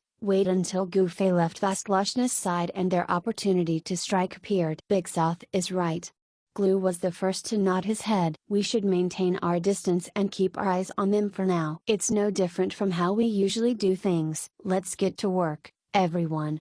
Southern Lone Blade waved his hand, and they all scattered. When it came to trailing the target, Southern Lone Blade and his men had their own methods. They rarely ever needed to stick close to their target and rely on stealth, and what they used was a relay tracking method that covered a wide area. Take Vastlochnes and her group as an example. They were casually strolling down the street, so their speed was so slow that even priests, the job class with the slowest movement speed, could easily outpace them. The method Southern Lone Blade's team utilized had them first determining the direction their target was going before circling around to position themselves ahead to wait at the other end of the street. From there onward, each player would alternately conduct their surveillance. Furthermore, this allowed them to maintain quite a good distance from the target, such that the target would never suspect a thing. With someone like Thousand Miles Drunk that can recognize us even while we are hanging around, everyone got to be extra cautious, Southern Lone Blade instructed the others even as he messaged Silver Moon. That matter with Vast Lushness is gonna cost you another 1,000. Why? Silver Moon was shocked. Thousand Miles Drunk is in Beishi City, and he's right by her side, Southern Lone Blade replied. How is that possible? Silver Moon exclaimed. It is what it is. If you don't believe me, you can come over and take a look yourself, Southern Lone Blade suggested. How will I not believe what you've said? Silver Moon was still really unctuous. I'm just surprised. That guy was clearly in Linian City earlier. It's not really strange for him to pop by a neighboring city. Is Thousand Miles Drunk and Vast Lushness well acquainted? Southern Lone Blade asked. I don't know. The feeling Silver Moon got when he said those 3 words were only known by the man himself. When he had heartlessly abandoned Vast Lushness in the beginning and first learned that she had gone all the way to Yunjuan City in search of him, he was not at all touched by her actions and had instead felt a little pleased about it. He thought of himself as someone magnificent and believed that all he had to do was turn around and the lady would be there following right behind him. Ultimately, when he turned around in all his magnificence, all he got was a middle finger. That was when he realized that the lady and him had since drifted far from him. What he imagined to be transcendent had been nothing more than his wishful thinking. Vast Lushness got herself new friends, which even included their old nemesis, Gufei. At that time, Silver Moon was still squatting over in Beishi City's Knights Barracks, counting the number of players ready outside to take turns at beating him up. Half of the newly added 1,000 gold coins should be paid out as deposit. Southern Lone Blade sent another message. Okay. Silver Moon replied numbly. Gufei was clearly in Linian City. How was he suddenly in Beishi City? Of course, there was only one reason for this. He went over there to lend a hand. Thinking that Vast Lushness had actually gotten such a powerful helper, Silver Moon was filled with sadness, indignance, and jealousy. Silver Moon sent a message over to Yizia. The person selling the magic staff changed the price. He's now asking for 4,000 gold coins. Why? Yixiao asked. It's a price hike. What else can we do about it? Why don't we just drop it? Silver Moon made a show to back off so as to move forward. He could already tell that Yixiao was not short on money, so adding an extra 1,000 gold coins to something he was ready to purchase for 4,000 gold coins would not be anything. There's no need for that. 4,000 it is. Sure enough, Yixiao answered just as how Silver Moon had predicted he would. Alright, Silver Moon acknowledged, running off to the mailbox to send the additional 500 gold coins the group requested. He did not wish for Yixiao to know what sort of transaction this really was, which was why he paid the deposit out of his pocket. Everything would be settled once he got the bulk sum from Yixiao later. Even if the man refused to let the money go through him, at most he'd just ask Southern Lone Blade and his team to take it on his behalf and then transfer it over to him. He had quite the faith in Southern Lone Blade's gang at the very least. Also, Silver Moon continued to message Yixiao even as he made his way to the mailbox. I received word that Thousand Miles Drunk is now in Beishi City. I know that, Yixiao replied. Now that he's all alone, don't you think this would be a good chance to strike? Silver Moon was a vicious viper. Southern Lone Blade and his team were busy with their task over there, so he hoped to maneuver Yixiao into participating as well by taking advantage of the situation, killing that detestable mage with a borrowed knife. The opportunity isn't ripe yet. It'll be tough taking on Thousand Miles Drunk head on like this even if he is alone, Yixiao rejected. Our manpower might not be enough, but I did hear that he has past altercations with some people over there. Look, at this rate, it'll be as good as us gaining a few more helpers, Silver Moon offered. Oh, who are these people? Yixiao quickly inquired. I don't really know the details myself. Silver Moon did not dare to drop the names of Southern Lone Blade and his team. He already had a general idea as to Yixiao's thought process and how he went about doing things. The moment he learned that there were others who would consider Gu Fei as an adversary, Yixiao would proceed to contact and recruit the players. If Silver Moon were to offer Southern Lone Blade's name right now, and if he were to make the trip over, there was a chance that once the two conversed, the matter of how he lied to Yixiao and hired people to target for another player's equipment would be exposed. At the same time, he would be violating the rules of agreement between him and Southern Lone Blade's gang about divulging information of his business. Silver Moon was entirely unwilling to sell out both sides like this. In that case, Old Broken happens to still be over there. I'll first let him do the necessary digging, Yixiao said. It's a chance not to be missed. Perhaps they happen to lack that bit of strength we can provide to annihilate Thousand Miles Drunk once and for all. Hesitating now might, instead, cause them to lose a level. By the time we recruit them over to our side, the power they possess will be so much weaker. Gathering a bunch of players that have yet to reach level 40 is a little. Silver Moon's voice trailed off. He was taking a huge risk obfuscating the truth like this here. But it just so happened that the words he had said struck a raw nerve with Yixiao. In order to rectify Gu Fei, he had wasted much effort in formulating a plan. It took a lot out of him to finally gather these players together, and none of them were able to take on the opposing mercenary group. All they had done thus far was exchange a few blows with Gu Fei and Sword Demon, and that alone had already left them licking their wounds. Cool Apple was already no longer at level 40. And Broken Water Arrow only managed to escape without losing his level after being shown mercy. What Silver Moon had said was not entirely illogical. How could a bunch of players that did not even make it to level 40 fight against their enemy right now? Let's head over for now. We can learn about the situation over there as we wait for an opportunity to strike. Won't that be the more prudent choice? Silver Moon continued to coax Yixiao. What you said makes sense. Yixiao finally agreed. I'll go and get No Smile. Silver Moon hurriedly sent a message over to No Smile. Bro, Thousand Miles Drunk is alone in Beishi City right now. The time for our revenge is upon us. Alone? Just with the few of us? No Smile was astonished. No, there will be more. Just hurry on over here. Silver Moon replied. Even though No Smile did not completely trust Silver Moon, he at least knew that the latter was not the sort to put himself in danger. Seeing how confident the man was, there was a good chance that there was indeed a good show in store for them, so he rushed over at the first chance. When the three men met, Silver Moon looked to his left and right before wondering, isn't there another player by the name of Cool Apple? He's not coming. Yixiao sighed. Why is that? Silver Moon asked. He like 1 versus 1 duels. Yixiao helplessly answered. Fuck. What year is this? Why is he still so hung up on duels?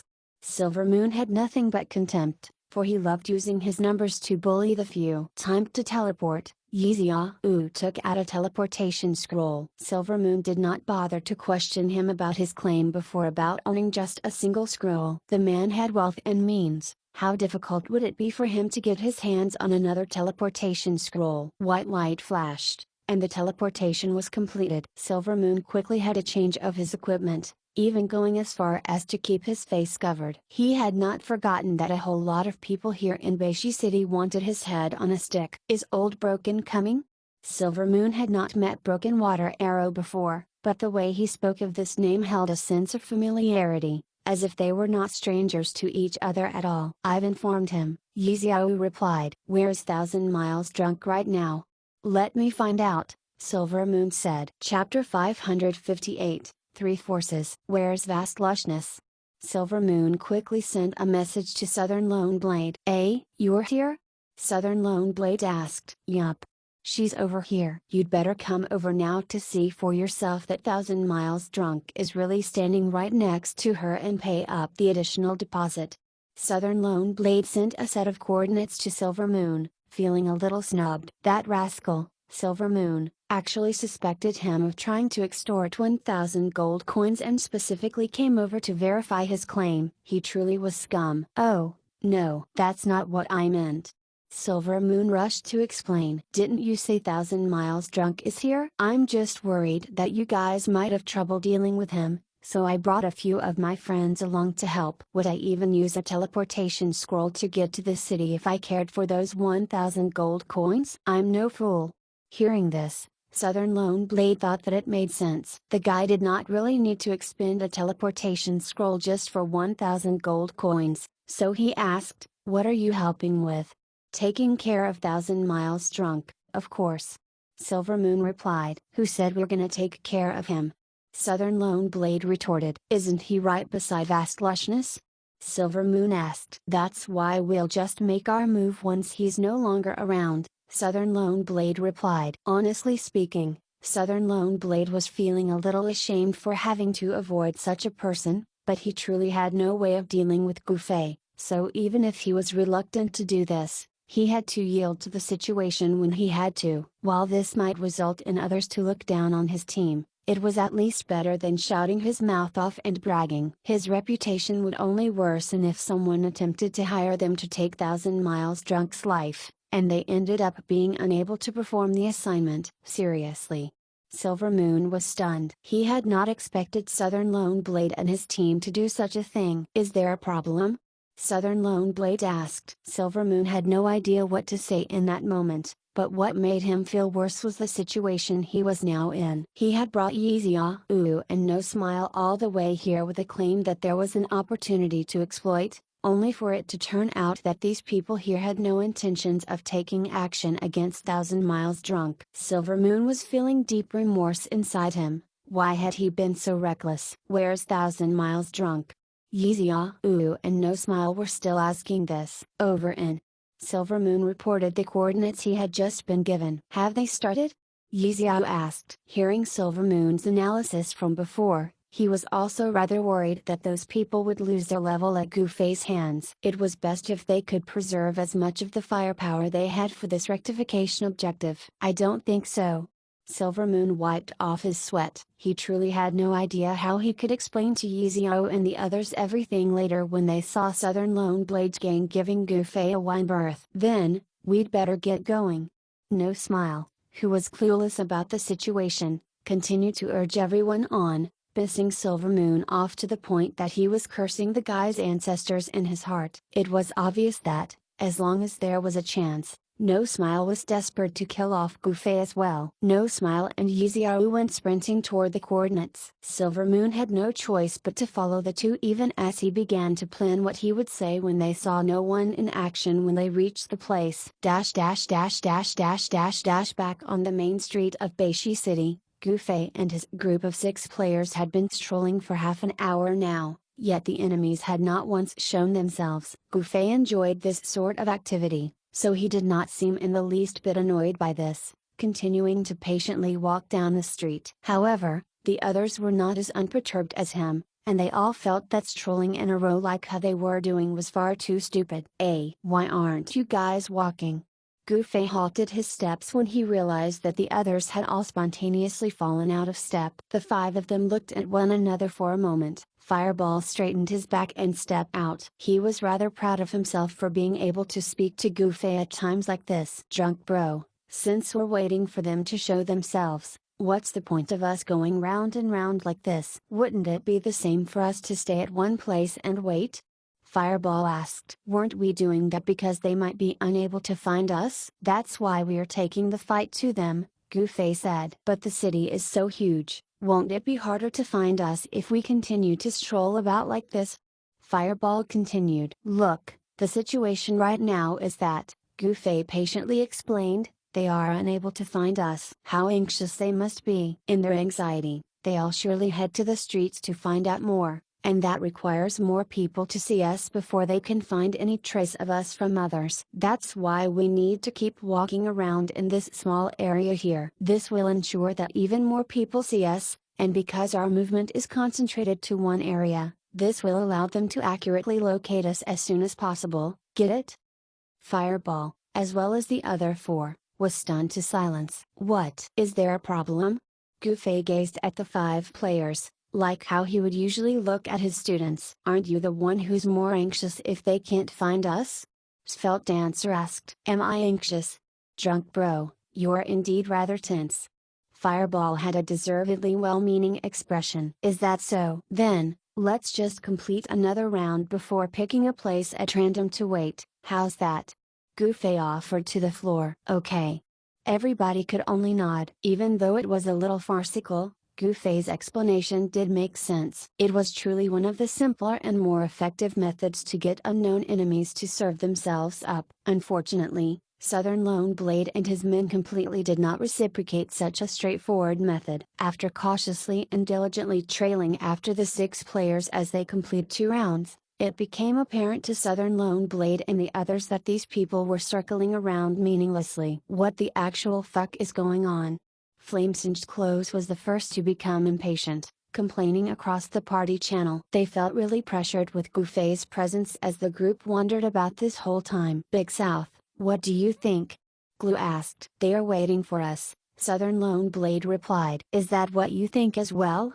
Yeah. They originally had a lot more people with them, a situation that we would never attempt to mount an assault. That's why they intentionally dismissed a huge portion of their manpower the moment they stepped out of the tavern, leaving only 6 players to match our numbers. Afterward, they deliberately keep circling around in this small area here. It's likely to draw our attention to them, so that we will strike, Southern Lone Blade deduced. Did they not even consider us possibly watching them do all this in secret?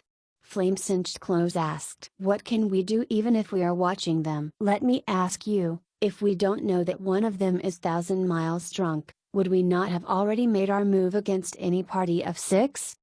Yeah, you're right. Flame-Singed Clothes nodded. Aside from 1,000 miles drunk, there was no way that they would be afraid of any party that had the same number of players as them, even if they were lower in level right now. I'm certain that 1,000 miles drunk is the only one who can come up with such a plan. He's the only one capable of disregarding any sort of enemies he may face, after all. Glue sighed. A real motherfucker, Southern Lone Blade cursed. So, what do we do now? Flame-Singed Clothes asked. Continue to follow them, of course. I still refuse to believe that he's going to continue strolling like this for long.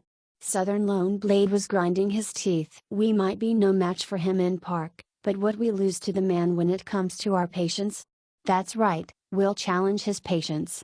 Each of them rallied. They had finally found a method to defeat 1,000 miles drunk, even though it was rather wasteful on their part. In the end, the one who was the most hesitant was still Silver Moon. He followed Yeeziao and No Smile as they made their way to the coordinates Southern Lone Blade had given, but Goofy was not there anymore. Silver Moon no longer wanted to find out where Goofy's actual position was, so he chose to take a step back in the matter by deducing, it's unknown where he is. He might still be around, or he might have already left. But who would have guessed just how accurate this was, for Goofy and the others had indeed stayed around. And it was Yeeziao and No Smile that had acted in line with exactly what Goofy had previously mentioned. They went around asking the players passing by. A black robe was not particularly unique, but adding a top-grade sword with a deep purple sheen. Goofy's ability to draw attention showed through these few details, allowing Yeeziao and No Smile to very quickly learn what they wanted to know after asking a few players. Over here. The two brought Silver Moon along as they walked, even as Silver Moon felt like crying despite there being no tears. Asking along as they made their way around, they soon caught sight of Goofy's signature look 200 meters away. At the same time, they also spotted the other 5 players alongside him, causing Yeeziao and No Smile to turn back and stare at Silver Moon. Alone? Silver Moon scratched his head, feigning a look of innocence. How can this be? Let's take a closer look, Yeeziao said. Silver Moon and No Smile were not afraid, either. They were still quite a distance away from Goofy, and the only reason they managed to identify the man was his outstanding equipment. Silver Moon and the two were not dressed so conspicuously, so none of them was afraid that Goofy could pick them out from the crowd. Despite this, No Smile still cautiously kept his face covered. As they got closer, they were able to deduce the other job classes of the 6. 3 mages, a priest, a thief, and an archer. No Smile listed them out. That priest, No Smile recognized Fast Lushness, oddly glancing over to Silvermoon as the man quickly made eye contact. While No Smile had no idea what this was about, he nevertheless hurried to stop short of saying the rest of his sentence. A dark priest, Yixiao completed his sentence, thinking that No Smile's hesitance was a result of how rare it was to see one. Silvermoon quickly followed up. That mage on the far left is called Bluey's. His skill isn't too bad, but as for that female thief, that's Svelte Dancer. Svelte Dancer. Oh.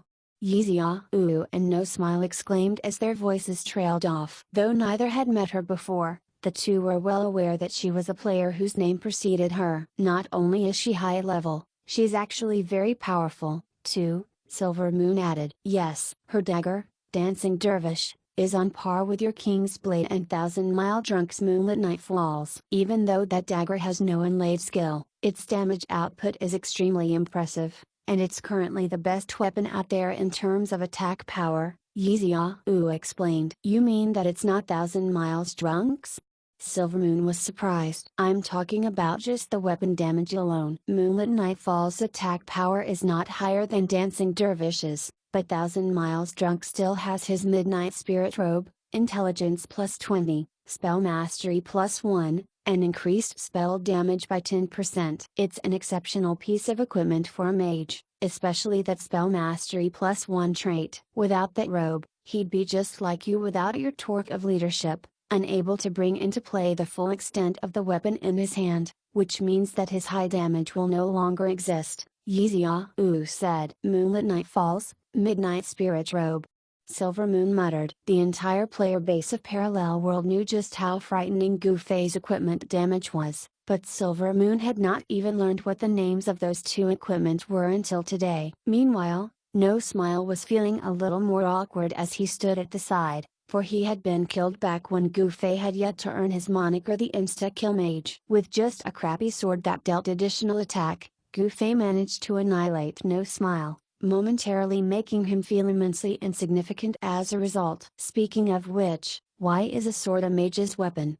This was something Silvermoon had been pondering over for the longest time. Chapter 559, I know who they are. It's no mage weapon. Something that has physical and magic damage should theoretically be reserved for knights to use, especially a dark knight, Yixiao replied. Reserved for knights, especially a dark knight. These words caused Silvermoon's heart to beat. There was no doubt that he was a knight, and now that he was not even at level 40, he would be given another chance to choose his job class advancement when he reached level 40 again. If he went with being a dark knight and got a hold of Thousand Miles Drunk's Moonlit Nightfalls, just what sort of frightening power could he wield with his job class matching the weapon? As Silvermoon let his imagination run wild on his end, No Smile did the same too, but since he was a thief, his thoughts naturally went towards Svelte Dancer's dagger, Dancing Dervish, instead. He did not know Svelte Dancer, but he had heard plenty of rumors about the woman,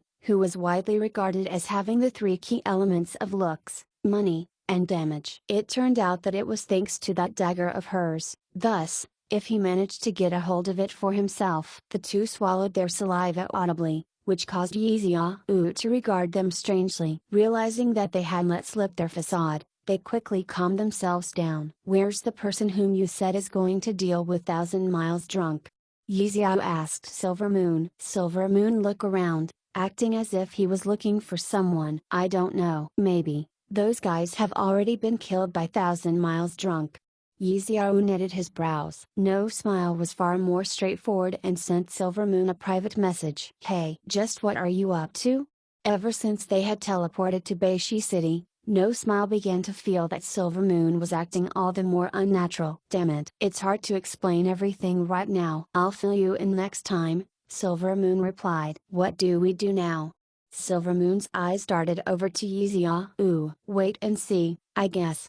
Yixiao did not say much as well. If No Smile was able to see how unnatural Silvermoon was, he of course could do the same. 2. The man had done his best to convince them to come over and deal with Thousand Miles Drunk, yet seeing the situation that they were now in, and adding the unwillingness Silvermoon was showing, these factors made it all the more difficult for Yixiao to guess what Silvermoon was planning. He knew that he would be unable to get a straight answer from Silvermoon if he asked him about it too, so he went with the option of waiting and seeing. At the end of the day, they were just a group of players that banded together for the sole purpose of using one another to better go up against Goofei. And given Silvermoon's character, Yi Xiao simply had no wish to become any sort of friend of his. Gu Fei and his group of 6, who had just finished their final stroll, chose a rather spacious clearing to wait for the enemies to show up. Aside from Gu Fei, the rest of them were already rather annoyed by all this. Do those cowards even dare to show up? Bluey's asked. He felt that with how he had brought out all his comrades back then, it was enough to intimidate that bunch of ruffians, which caused them to completely give up on attacking Vast Lushness. If they intend to rob her, there's no way that they'll give up so easily, Gu Fei said. You sound as if you've got a really good grasp of this sort of thing. Bluey's gave Gu Fei the side eye. While he no longer treated Gu Fei as a nemesis, he was not about to treat him like a comrade so quickly, either. I've had quite a few run-ins with these sorts of people. Gu Fei nodded. Oh, what do you think is the reason they have yet to make their move, then?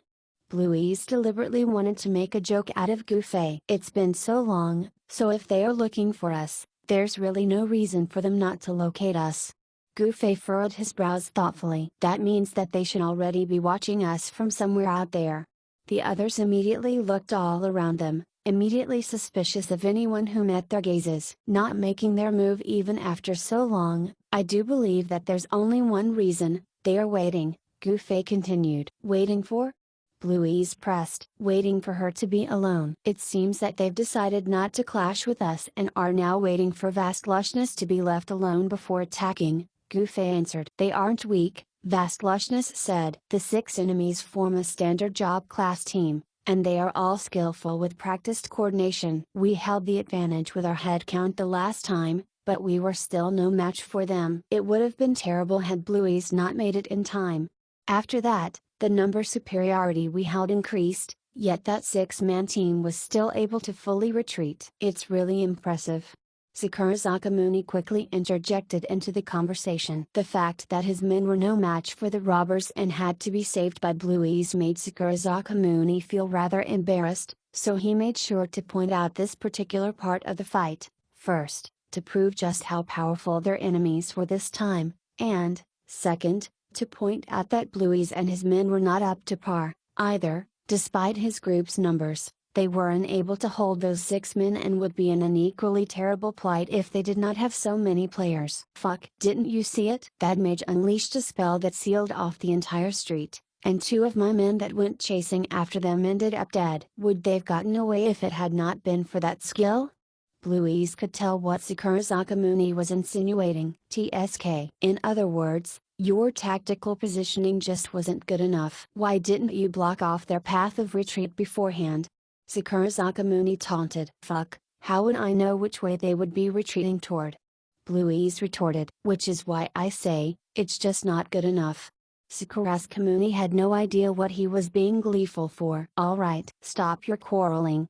Gu Fei saw that Bluey's was about to yell and quickly interrupted him. That spell the other mage used to seal off the entire street. What sort of spell was it?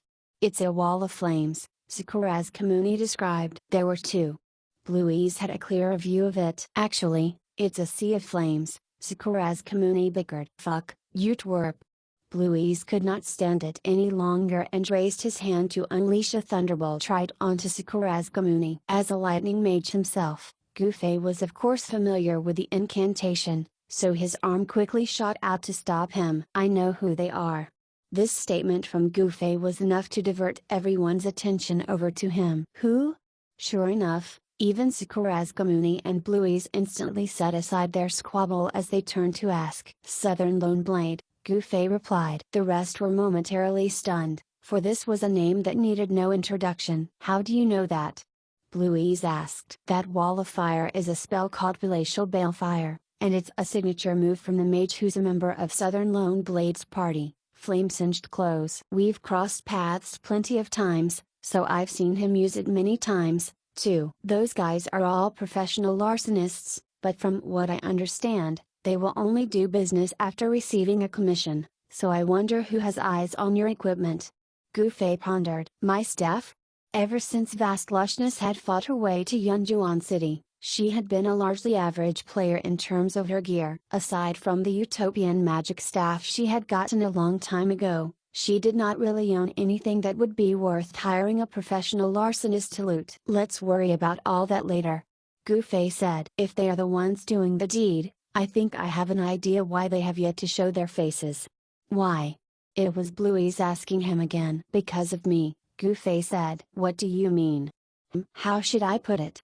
The moment Gu Fei began contemplating if he should be a little modest with his words, Vastlushness and the others already know what he meant. Back when they were all in Linian City, they had all helped Gu Fei track down the location of Southern Lone Blade and his team. Afterward, Gu Fei continued to hunt down Southern Lone Blade's party, while Vastlushness and the others remained in Linian City for a time to go about their own business. That was when Fireball, bearing a buttload of park points, spent dozens of hours at the beachside taverns in Linshui City, which drew a bout of ridicules from his mercenary group. They probably don't dare to attack because you're around.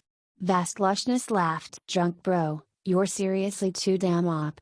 Fireball idolized every inch of Gu Fei. If it's them, nothing we did before mattered, since they will only act after they see me leave, Gu Fei said. Then, what are you dawdling about for? Quickly leave.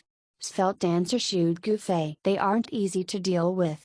Gu Fei had a serious expression about him. The members of Young Master's Elite often discussed about these men, and their general evaluation of them was admirably positive. To get that level of recognition from that bunch of first-rate experts only showed how outstanding Southern Lone Blade's 7-man team was. What are you hesitating for? If you can take them on, why can't I? Quickly get lost, Svelte Dancer said again. Alright, be careful. Gu Fei could only agree and turn to leave. 1,000 miles drunks left. Almost at the same time, Southern Lone Blade and Yi Xiao spread out this good news among their respective parties. Follow him. The same command was given at the same time by the two parties. The difference was that Southern Lone Blade had only sent Glue to do this task, while Yi Xiao had all three of them go in the direction that Gu Fei had departed in. We can't be careless. That guy might be leaving intentionally to draw us out to attack, Southern Lone Blade said. How did he know that we've been watching him all this while? Flame Cinched Clothes asked. It's possible that he has identified us, Southern Lone Blade replied. And how would he know that? You used your palatial balefire before we retreated last time. If anyone mentions it, 1,000 miles drunk will immediately realize it's us, Southern Lone Blade explained. In other words, if he knows it's us, 1,000 miles drunk will surely be able to guess how we do things, and he knows that we'll be avoiding him. So his departure now can be his attempt at making us show ourselves. If that's the case, he might be faking it, and he might come back any time. Or perhaps, he's thinking that the other 5 players left are enough to take on the 6 of us, Southern Lone Blade analyzed. Just the 5 of them? Blackwater and the others might not be back at level 40, but they still treated this to be like a joke. Vastlushness is a dark priest, so her heals are weak. The specialty of dark priests is yet to be seen, so it's simply a handicapped job class. The archer's a hunter. What use will traps be in a combat in a city? That's yet another handicap. Then there's no need to mention that little mage, he's nothing special. And that other mage that came to interfere, who looked to be a person of caliber, but that was simply because he had too many players with him back then. Now that he's all alone, there's no way that he is as strong as 1,000 miles drunk. Lastly, that female thief. The priest Patty Scent Pastures began to give a rundown of every opponent they would be facing in the remaining 5. That female thief came along with 1,000 miles drunk, Glue said. A female thief all dressed in red. Southern Lone Blade's thoughts drifted to Parallel World's most famous female thief. Could she be Svelte Dancer? Flame Cinched Clothes announced the correct answer. HMPH. That 1,000 miles drunk may have underestimated us a little too much. If we're so indecisive when facing off with any random expert, how in the world can we continue to subsist on our job at that rate? Southern Lone Blade said thusly. But the fact remained that he was still slightly hesitant to take on Svelte Dancer, for he also knew that his fellow comrades had taken quite a blow from Gu Fei, that their confidence was already on the brink of collapse. Now that they had once more run into 1,000 miles drunk in their assignment this time, it was truly akin to adding fuel to the fire. They had no choice but to avoid Gu Fei because everyone was clear that they were no match for him. However, When pitted against someone like Svelte Dancer, an enemy that they had yet to fight against, choosing to still avoid her would eventually make avoidance a habit for them. At the point, the confidence of his team would be really difficult to research once more. Chapter 560, Dumbfounded. Glue, leave this to us. Just keep an eye on Thousand Miles Drunk. Whether he's really leaving or merely faking it, just report his every movement to us. We'll make our move immediately once the opportunity rises. The target is vast lushness, so don't get caught up in a fight. Southern Lone Blade clearly laid out the tactical plan. Got it. During crucial moments, no one would question Southern Lone Blade's command. That was the quality that a professional and matured team would have. Change out your equipment, everyone. Get close, but remember to uncover yourselves first. Southern Lone Blade instructed the others. Both parties did not recognize each other, so keeping their faces covered would put them on guard. Instead, the opposing party clearly wanted them to appear, so Southern Lone Blade was not looking to ambush them out of nowhere. Getting in closer to their target was only just so that they would be able to quickly engage with the enemy. At the end of the day, no matter what Gufei's true intention for leaving was, the man would be able to turn back and lend a hand the moment he got a message about the attack. Southern Lone Blade had no wish to allow these 5 players to stall and give Gufei the time and space to make it back. In position. In position.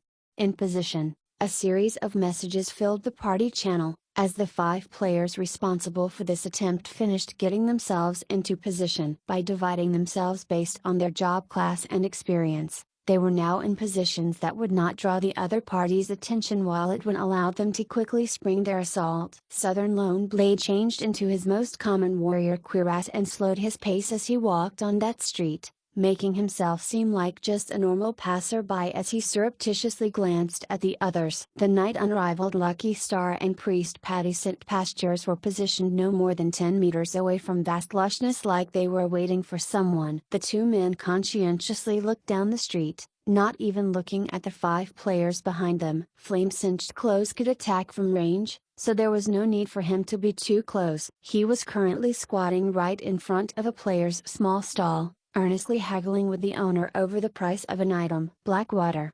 Your position. Southern Lone Blade took a quick look around yet saw no track of the thief Blackwater. I want to try and get a little closer, Blackwater replied quickly. I'll take a risk. Let's see if any of them have anything that detects stealth. If you get discovered, take note of the direction you will then retreat in, Southern Lone Blade said. I got it. Try and coordinate it with our speed of approach. Of course.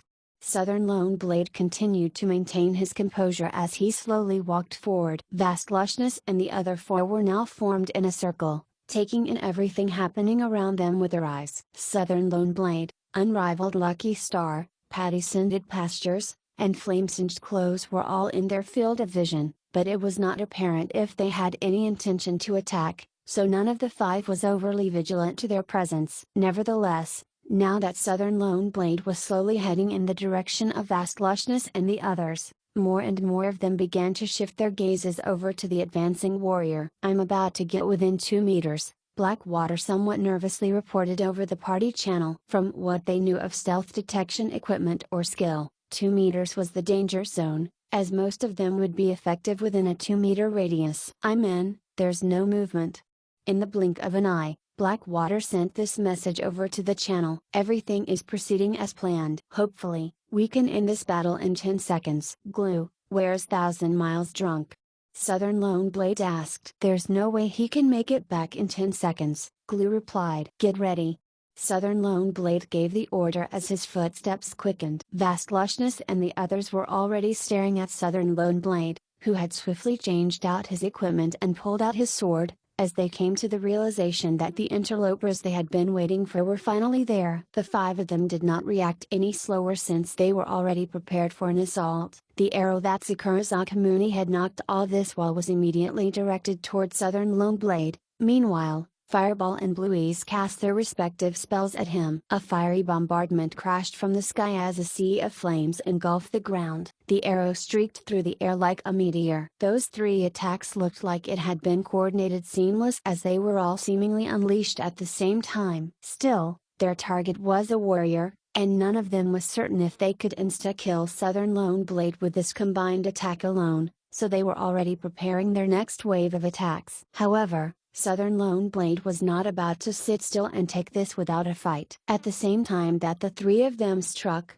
he also buried his head low and activated his charge in their direction. Trampling through the intense fire beneath his feet, Sakurazakimuni's snipe got blocked by his sword and shield placed before him, while Bluey's thunderbolt barely brushed past Southern Lone Blade as it struck the ground just behind him. "Alright, you rascal. It's my turn." Svelte Dancer darted out, ready to activate her fleet foot and circle around Southern Lone Blade when she felt that something was amiss behind her, even as Vast Lushness yelled, "Behind you!"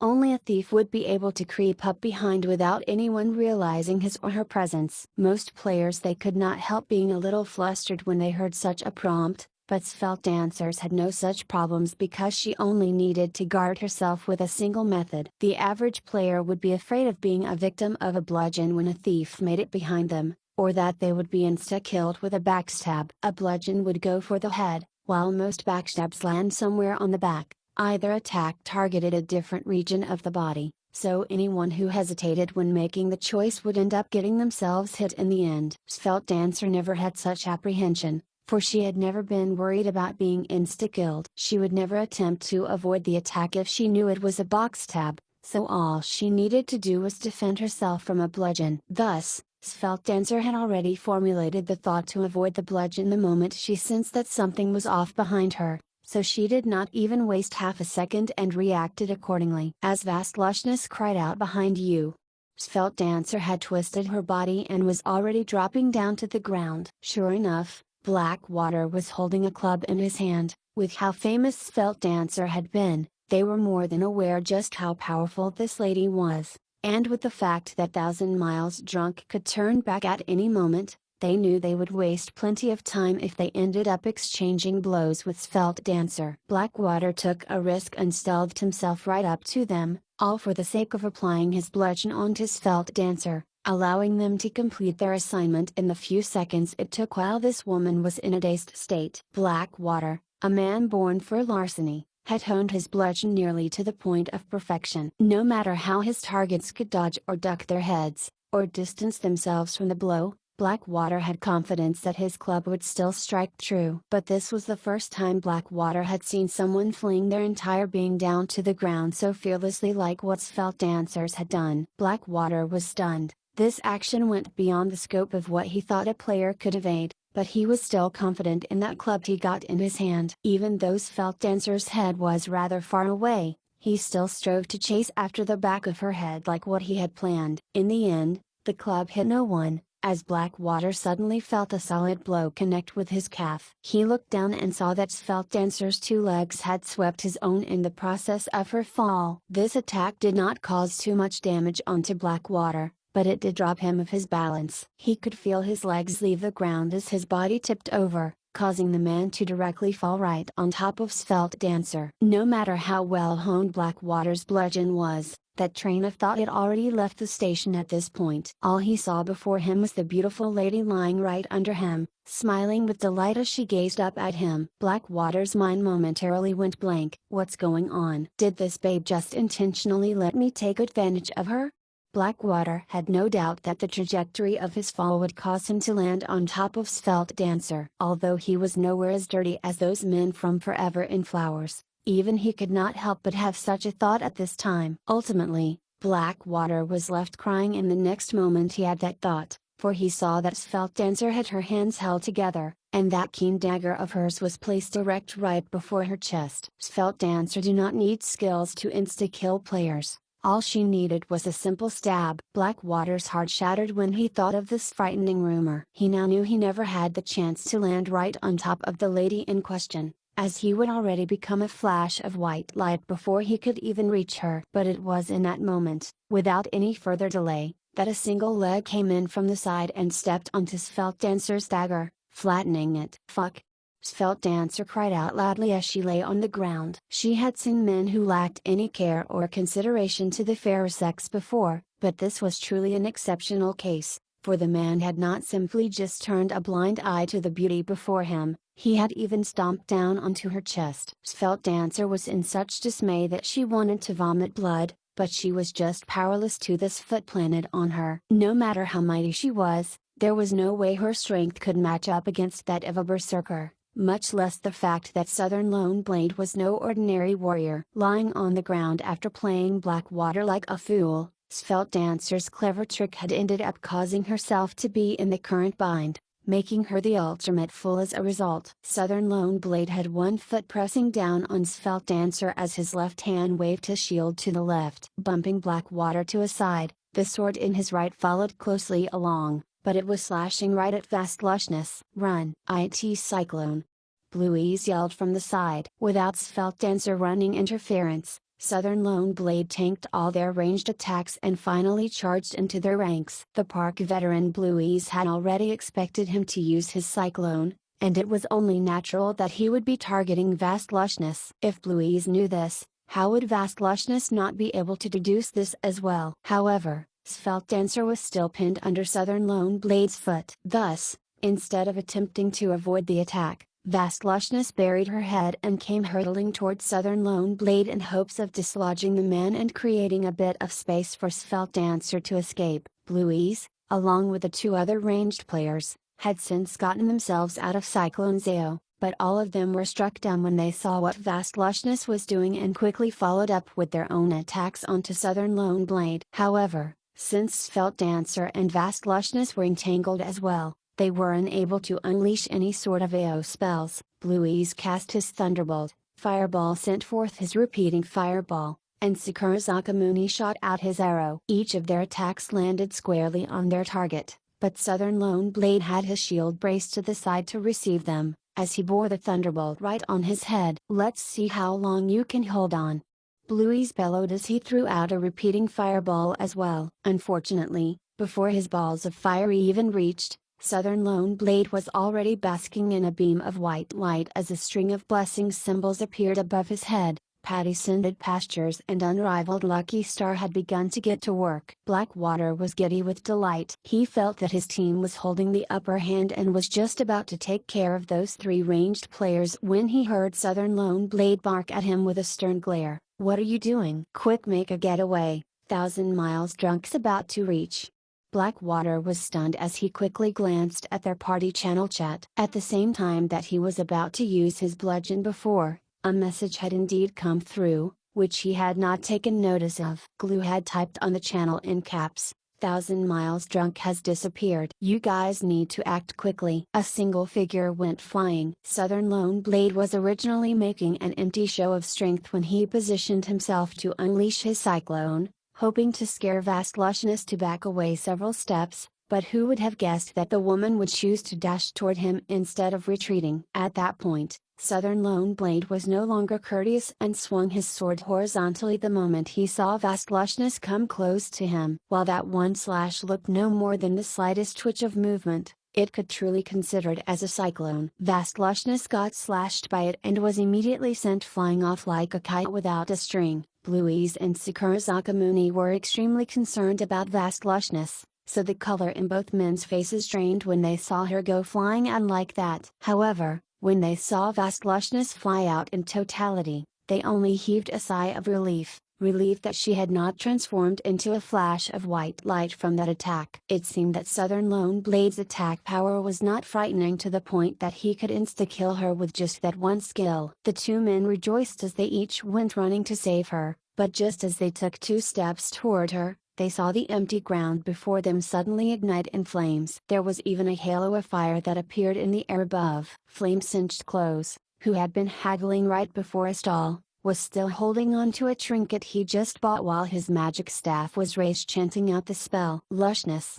Sakura Zakamuni hurriedly sent an arrow right into Flame-singed Clothes' face, hoping that it would insta-kill the mage and cause his spells to become useless despite him not really having much confidence that his attack could achieve this. Blueys, who was standing right beside him, had also quickly unleashed a spell of his own, kindling a spark of hope in Sakura Zakamuni's heart, for there just might be a chance to insta-kill that mage if both his snipe and that man's thunderbolt struck the target. However, Flame-singed Clothes was not just any average mage himself, and the position he was in already provided him with cover, allowing the man to hide behind it when he saw the attacks coming his way. Sakurazaka Muni's marksmanship was average, and he revealed an agonizing expression when he saw that his shot missed the mark. However, something strange happened there and then. Vast Lushness, who was whizzing straight toward that sea of flames, suddenly slowed down in midair before finally coming to a halt as she floated in midair. Flame-singed closed ascending wheel of flames had already crashed into the ground, yet Vast Lushness had not flown right into that flaming inferno. Her buoyancy ended abruptly in that moment,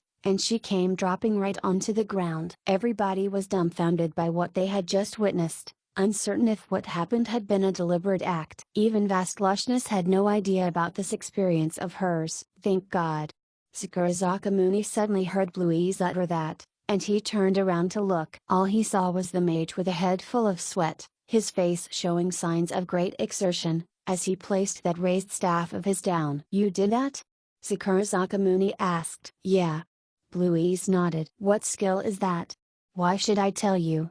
Bluey's puffed as he eyed Sakurazaka Muni with derision. "Are the two of you idiots? What are you quarreling about at this time?" Svelte Dancer yelled at them from where she was, which was under Southern Lone Blade's foot. Unrivaled Lucky Star was closest to Vast Lushness at this time, so he strode right over to her. While he might not be an offensive combat class, Unrivaled Lucky Star believed that a priest that had survived a slash from Southern Lone Blade's cyclone would not need no more than a few more basic attacks to die. "You imbecile, why didn't you set Vast Lushness somewhere closer to us?" Sakurazaka Muni criticized Bluey's even as he sprinted over to help rescue her. "You know nothing." Bluey's blasted. He had already used all his strength to stop Vast Lushness. Telekinetically moving an entire living human was not that simple. Whoosh! A wall of flame suddenly appeared before the two of them, preventing them from advancing. Flame-singed clothes had appeared from behind the cover and was now using his spells to block the two off. "Fuck! Quickly kill him!"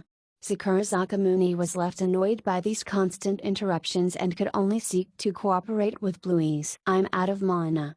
Bluey's roared. "Fuck me. You're so useless." Sakurazaka Muni felt like crying, though no tears came to him. All he could do was watch that knight swing his sword toward Vast Lushness, who had only just begun to pick herself up from the ground.